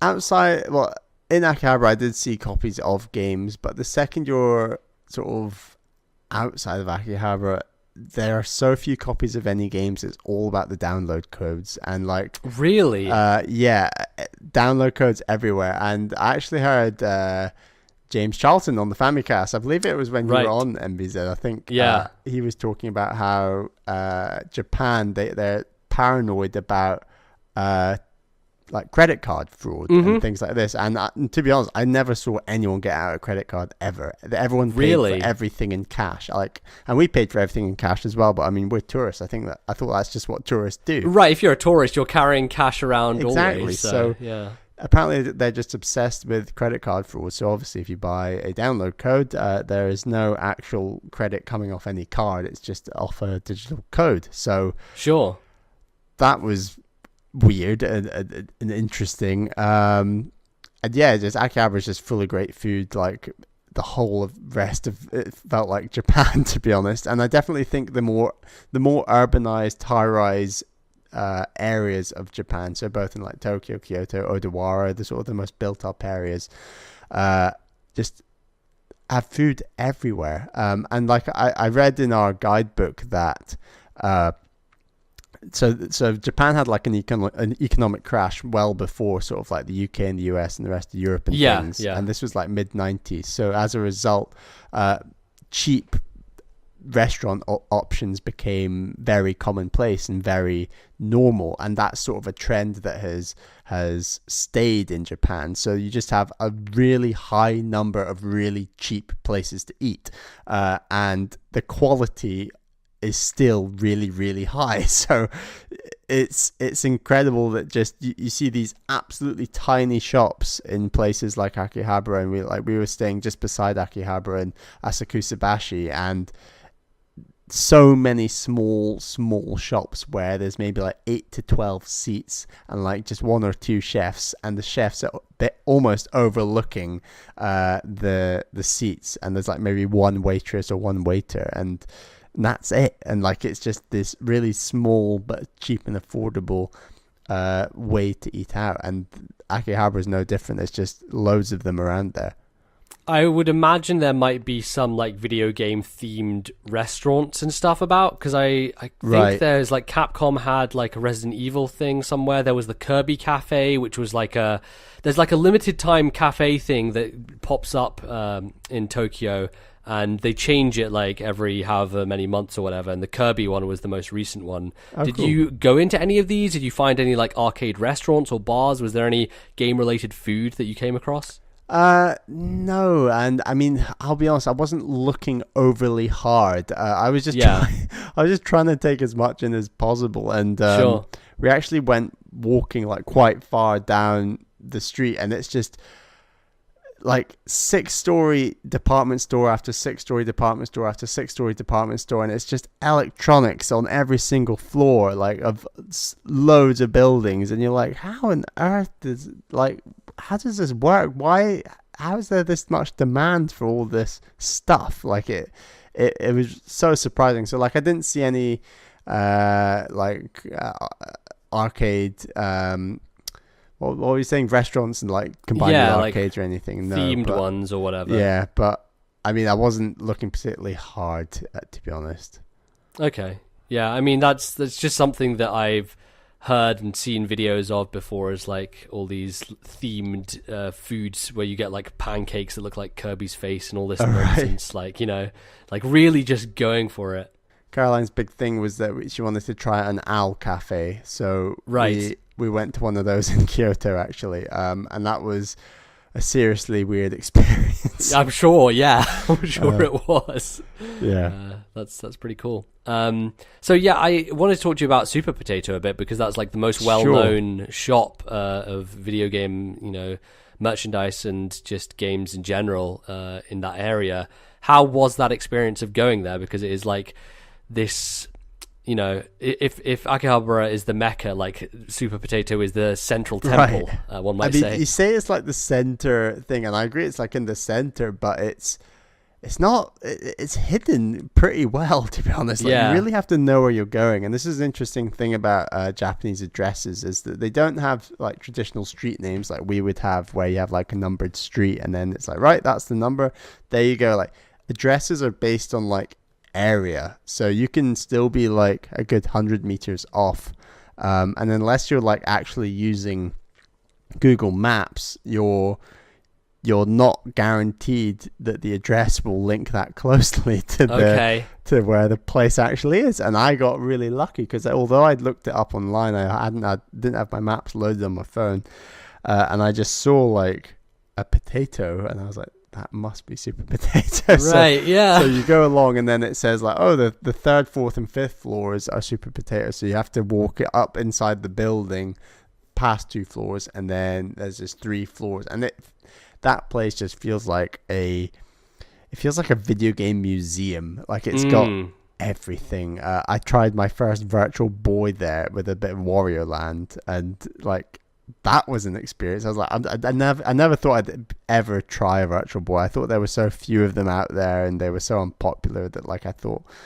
I'm never going to try that, to be honest. And I'm sure you could have bought it. And you're not the sort of collector type either, so you never would have gone out your way to buy one. Yeah, I'm really not a collector type, and so yeah, I don't have like a massive urge to buy lots of really old games, and I know you don't either, but although I did pick up Fire Emblem 6 for you, MZ, so yes, thank you very much for that. You have Caroline to thank for that, because we looked through loads of Game Boy Advance games on like in their Game Boy Advance section. Yeah, it seemed like all the Game Boy Advance games were just out of box. They were just cartridges, essentially. So, yeah, those ones, they were all out of box, partly because like those boxes are really big and they deteriorate, and they're made of cardboard, and it's quite difficult to store. So, but Fire Emblem 6 wasn't in and amongst the regular Game Boy Advance games, Emmy said. It was next to Mother 3 in the cabinet at the back. And I was actually just paying for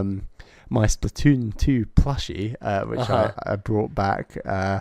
And Caroline just goes like, Bally, I think I found it. I'm like, okay, right, yes, that's it. Well spotted. Good eye. Yeah. So yeah, they had like a separate cabinet of more rare, perhaps, Game Boy Advance games. I imagine like pricier as well. Mother 3 looked like it was on the top end. I've seen some criticism online of Super Potato being quite pricey, but I think it's because the tourists all know about it, and so they feel like they can probably put their prices up and get away with it, right? Yeah, and but what Super Potato's got going for it is that it really does have everything. So if you just want to like drop into Akihabara, find your one rare thing, and get out again, like Super Potato is the best place to go, because otherwise, Akihabara is just like this intimidating maze of big shops and small shops and like shops on shops where like you don't know where you're looking to try and find something rare, whereas you're really likely to find it at a shop like Super Potato. So it's cool, and like they've got a retro arcade right at the top of their their shop, and I'll be honest, I didn't want to stay there long because it was very smoky. There were like a good 3 or 4 people playing there, all of which were smoking. And like smoking's like quite a big thing in arcades in Japan, because generally there's not much smoking in Japan, but you're allowed to do it in some unusual places. Like, okay, you're not really allowed to do it on certain streets. You're not allowed to do it on the metro. And but for example, the Shinkansen, the high-speed rail, there are certain carriages you're allowed to smoke. Most restaurants allow smoking, and most arcades allow smoking, and even the arcade we went to had smoking, but we went to a floor with no smoking. But even the floor with no smoking, all the smoke rises from the other floors. Right? So Okay. You're in these blocks that are pretty smoke filled, which isn't much fun, to be honest. And I'm not honestly like the biggest arcade guy, but I did get a kick out of. We did a bit like Mario Kart. Arcade, I think it's called Mario Kart GP. We didn't try out Mario Kart VR. Yeah, there are actually 2 versions, I believe, of the Mario Kart one. Yeah, I don't know if it was the newer one or the older one. It felt quite new, so maybe it was that one. And it was like, was it any good? Did it hold up to other Mario Karts? It was really good, actually. I really enjoyed it. I did get beaten by Caroline. She definitely wanted me to say that on the show, so I've said it. There you go. And I got pipped at the post. It was very, very, very hard. Don't they do the thing where they take a picture of your face in that Mario Kart game? Yes. Yeah. Because we were both doing it, I didn't get a chance to actually get a picture of that, but that would have been funny. It was good fun. Yeah, that would have been good. So that was the only arcade game you tried then, was Mario Kart. Yeah, we weren't keen to kind of hang around in them for long. Sure.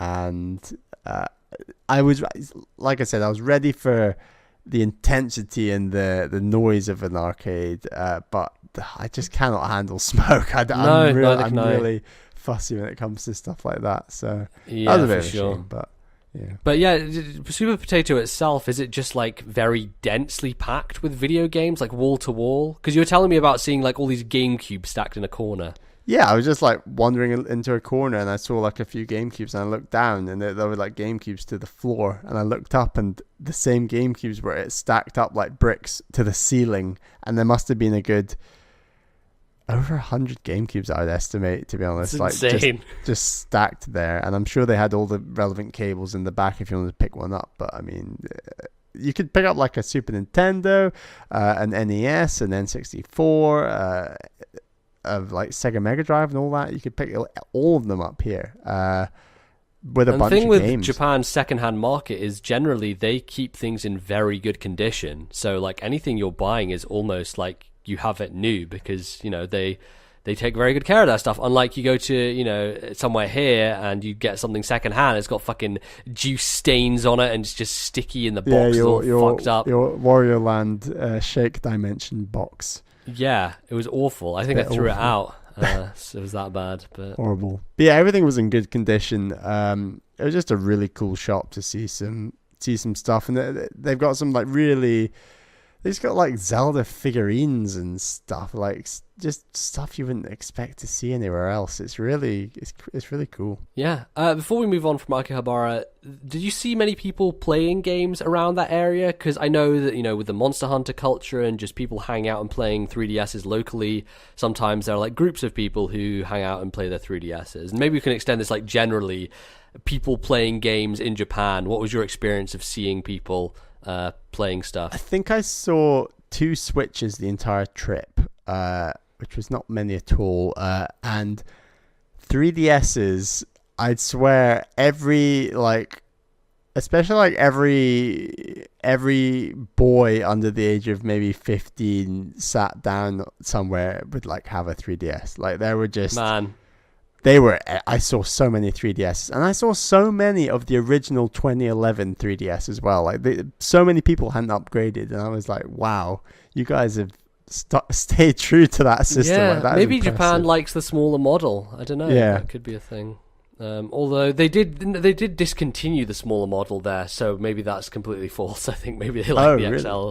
Yeah. I also saw a large group of like businessmen on their lunch break just outside of Tokyo Station on our our final day in Japan, we were just going to the Imperial Palace just outside Tokyo Station. It's like in a park next to it, and I just saw like a group of people on their phones, like all these businessmen, and I was like, they kind of look like they're playing Pokemon Go, but I'm sure they're not playing Pokemon Go. And then I like overlooked some of their phones, and sure enough, they were all like playing Pokemon Go, and I was like, wow, that's big. This still was a like thing. a lot of people. This was like I was 30 in people. London in town the other day, and I saw maybe 3 or 4 different groups of people still playing Pokemon Go. So I think because they did that update recently where they added legendaries and like raid battles and stuff, and it's summer, so it's nice out, so people are going outside.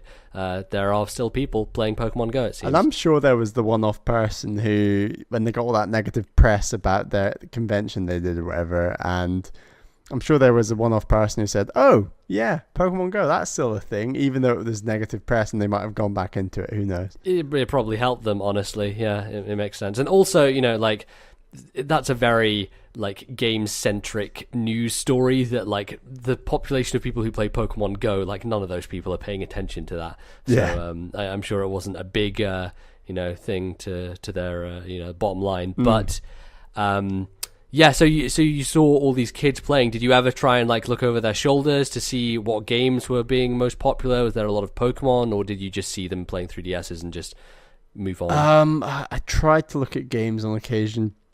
I did see some Pokemon. I saw Dragon Quest. Yep. And I saw Monster Hunter. Like, of course, yeah. I think I saw kind of a three lot. pillars, isn't it, of Japanese 3DS? Yeah, I mean, I saw three. a lot more older like businessmen and people like playing them on public transport. Was Monster Hunter. Like, right. That was okay. their one basically. Yeah, because that's the thing I always do. Whenever I see anyone playing a 3DS or a handheld console, I always try and look over their shoulder to see what they were playing. It's funny because we were in Soho and we were in like one of the shops, and there was a kid sitting there playing a 3DS, and I was like standing outside the window trying to see what he was playing, and I had no fucking clue. It was like some weird Chinese game or something that I'd never seen before.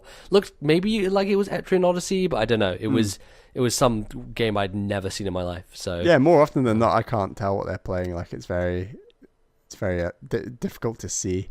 Yeah, one of the things you were telling me is like, man, there are so many just Japanese-only games and franchises that I've never fucking heard of, and they're everywhere. That hits you like an absolute wave when you get to Akihabara. It's like, you think like, oh, I know Japan, I'm into video games, I know all these things. I might not have played, Dragon Quest and Monster Hunter, but I know they exist. I know what to expect. I know a Yokai Watch when I see one. I know Yokai Watch. And then you're like, what is all this other stuff that's just like 10 times the quantity of the stuff I know about? Like it's oh my god, it's incredible. And like there's a lot of Studio Ghibli everywhere. So like before this holiday, Caroline made me watch Spirited Away. I'd never seen any Studio Ghibli, and I watched Spirited Away. I loved it. I thought it was great. But she's into this film called Like My Neighbor Totoro. Have you heard of this? Yes, yeah. Totoro is a big thing in Japan. Right, plushies of him everywhere. But the thing about Totoro is it's a one-off. It's not a TV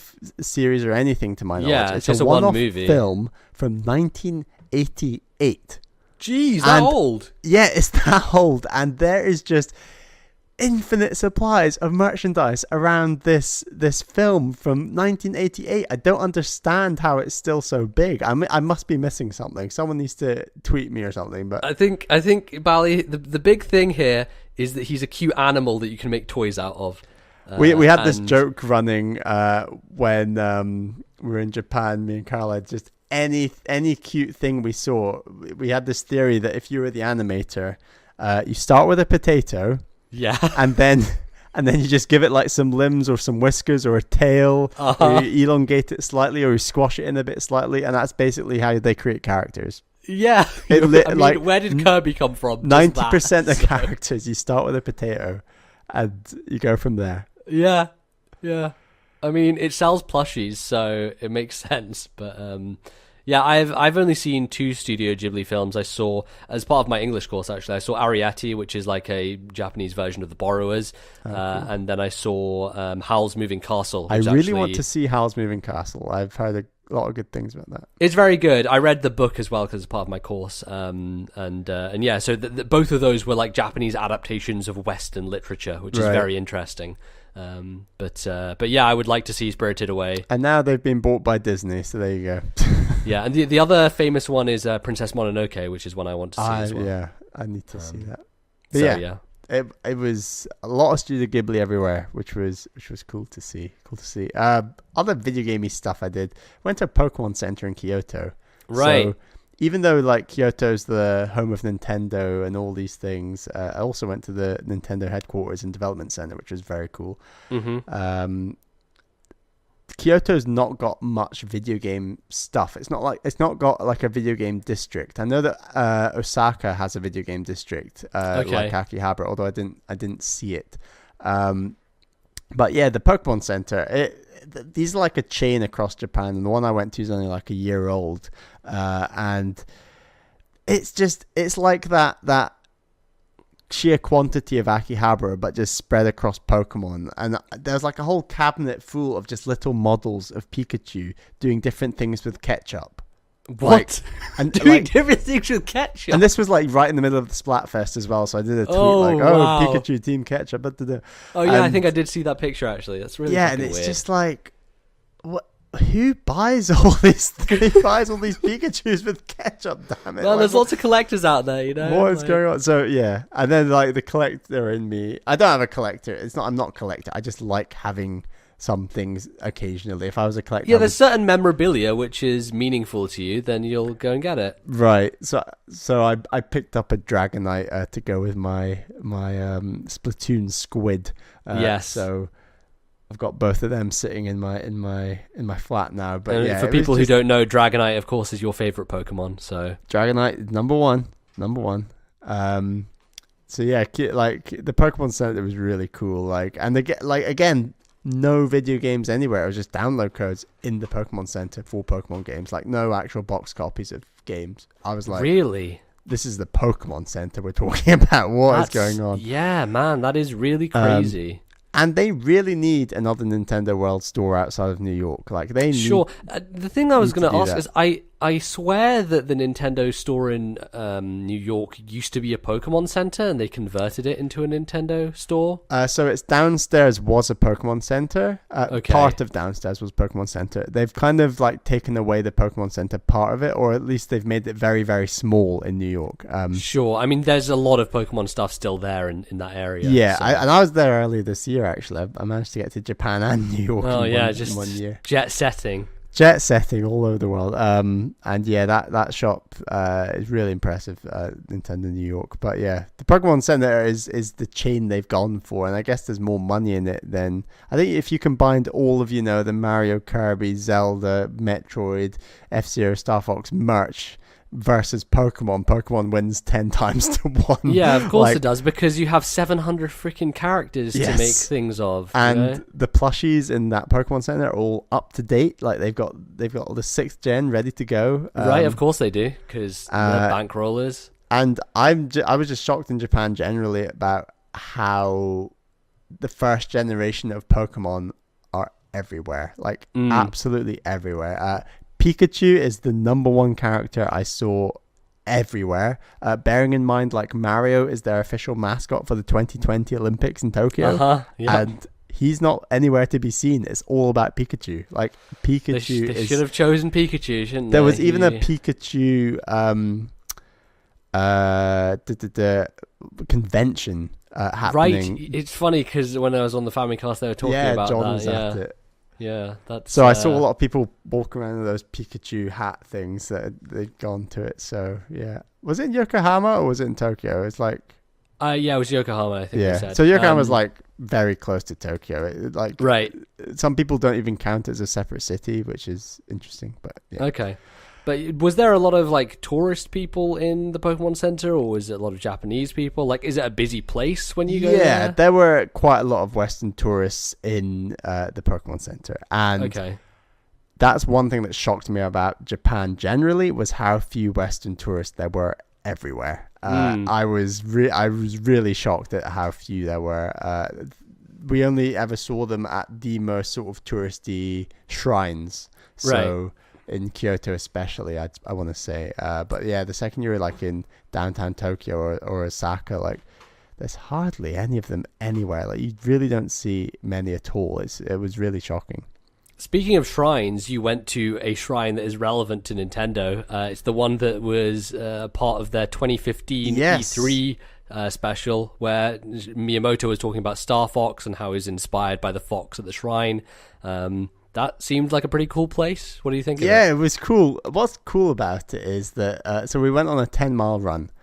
We went south down the river and went to the Nintendo headquarters to see it and to see the development center there. So there's like two separate buildings, both with the Nintendo logo on them. You were mere meters away from all the secrets. Metro Prime 4 was probably in that building. Like, it felt weird that there was like big stuff going on, and that like Nintendo in Kyoto is where a lot of the big decisions will be being made and things like that. So it's like, for sure. Who knows what is going on in that building. But it was exciting to be there. And what's cool is that it's so close to this shrine that you mentioned. And I can't get this shrine's name right off the top of my head, but it's the iconic one with the red gates. Mm-hmm. There are pictures on Twitter that you posted on. Yeah, follow me on Twitter at Ballerman91. I've got loads of pictures from Japan and a series of 7 vlogs that me and Caroline did. So definitely check those out. One of them was actually in front of the Nintendo headquarters. So make sure to check that one out. It was pretty special. So yeah, this shrine actually is only like a 15-minute walk away from Nintendo. And in the video with Miyamoto talking about Star Fox Zero, he's talking about, I grew up in Kyoto. Like, I've always been close to, Nintendo, and I've always been close to this shrine. And I used to visit the shrine when I was younger, and its main spirit animal of the shrine is a fox. Like, it's a Shinto spirit. Like, the Shinto, there's like thousands of spirits, and some are more prominent than others. And this shrine in particular is like a fox that they like worship. So he says in the video, like, this shrine sort of inspired me to start, like, come up with a fox for Star Fox and the gates, and you fly through gates and Star Fox. And I'll admit the link's a little tenuous, but it was still very cool. It was still very cool. It was the thing they needed to make for their direct to fluff it up a little bit. And what's impressive about that shrine is you think that it's just like 100 red gates or so. It's way more than 100. There's thousands upon thousands of red gates on a path that goes over 1.5 miles around like up and down the mountain of red gates, because I've seen those red gates lots of times. They're very iconic, and you think, oh, that's cool, there's loads of red gates. There are thousands of them that go for 1.5 miles. It was incredible. And when you're at the top, you can actually look back down and you can see the Nintendo headquarters right there, which is very nice. That's a hell of a view. Yeah, that's really cool, because you're like, seeing it in this video, like, oh, it literally probably took a 40-minute walk and just got there. So. Exactly. Yeah. And one more Nintendo thing I need to talk about is the original headquarters of the Nintendo Hanafuda Card Company back in, when did they start? I get this date wrong. Is it 1895? It's 1889, I think. You want to say 1889? I want to say 1899. I don't know. It's around then. Yeah. We're only within the right 10 years. But anyway, this building it's a 15-minute walk northeast of Kyoto Station, and it's in a really, really residential area. There is zero going on in that area, and I looked this up online, and Caroline was like, "Where on earth are we going? What is this?" And I was like, it's the original building of the Nintendo, the original HQ of the Nintendo Hanafuda Card Company. And I believe the original building was either demolished or burned down, but they built another building next to it, and Nintendo still owns the building. Okay. And on this building, they have the sign, one in English, one in Japanese, and it says like Nintendo Playing Card Company. And I got my pictures with it, and I'd highly recommend checking that out as well if anyone is in Kyoto and wants to see all the Nintendo stuff, because it feels quite special. It's quite interesting. That's really cool. It's interesting to really It's crazy that Nintendo still like owns that building or whatever. Like the fact that they have. There's a lot online about this building. Actually, it was quite interesting. I read a few things. Nice. A lot of people are wanting them to, apparently they just use the building for like storage or some rubbish as well. Like interesting. A lot of people are trying to say.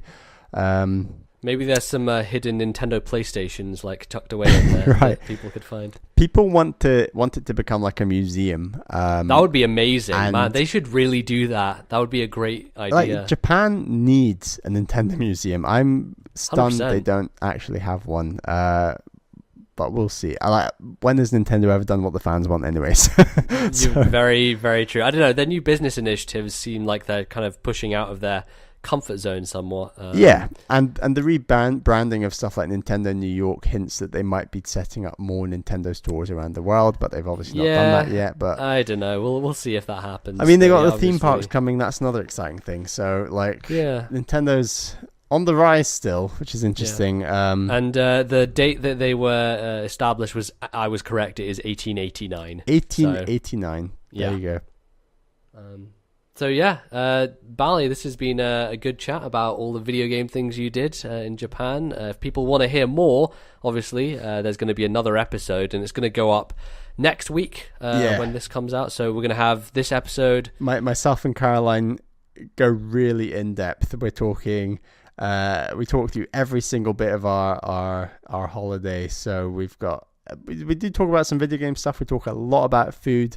We got a lot of information about like travel, how to book travel, day trips and things like that. We talk a lot about Osaka, Kyoto, Nara, Tokyo, and even half-hour segment on Disneyland if you want to check that out. So your favorite. I'd highly recommend it. It is a bit of a slog. It's about 2 hours 20, but if you want to learn a bit about Japan, I'd highly recommend it.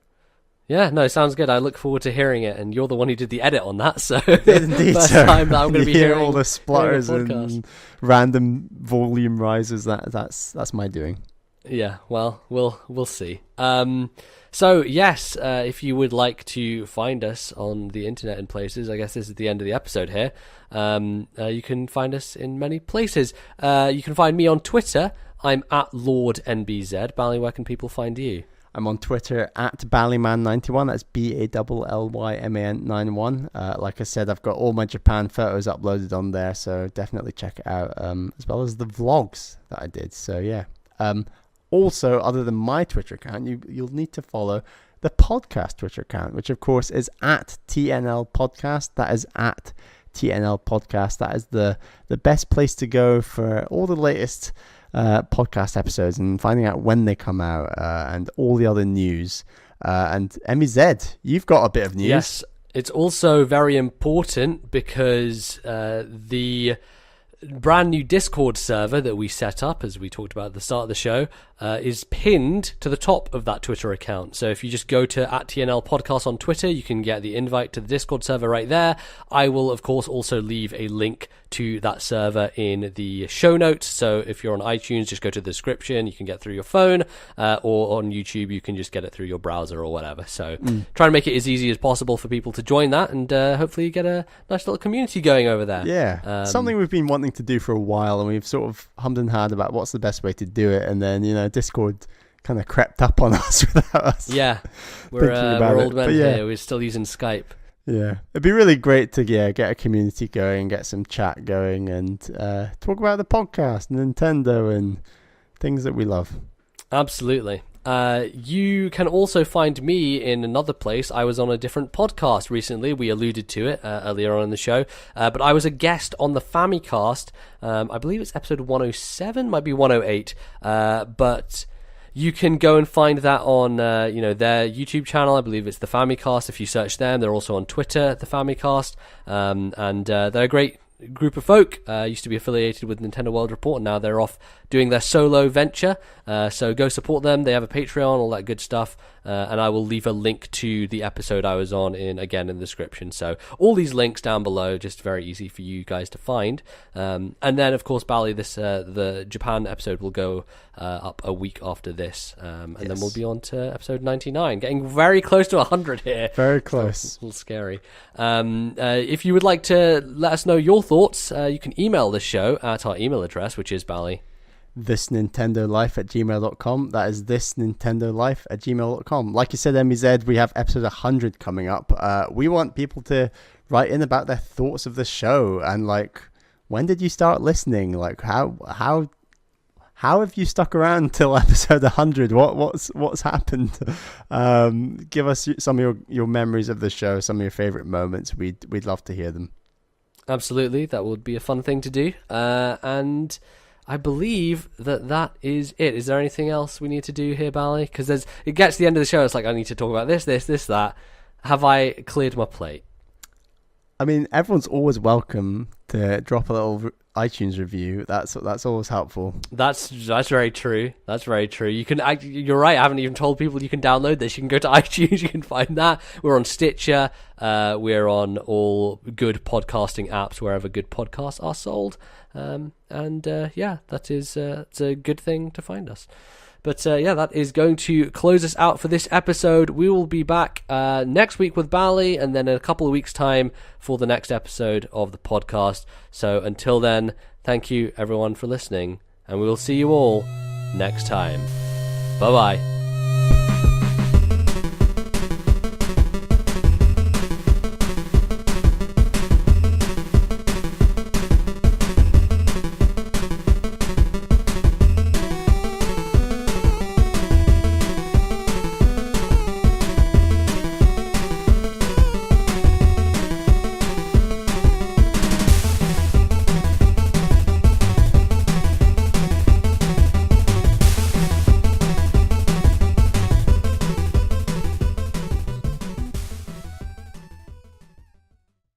The musical interludes used on today's show were Wreck Train from Warioland Shake It, copyright Nintendo 2008, and Dirtmouth from Hollow Knight, copyright Team Cherry 2017.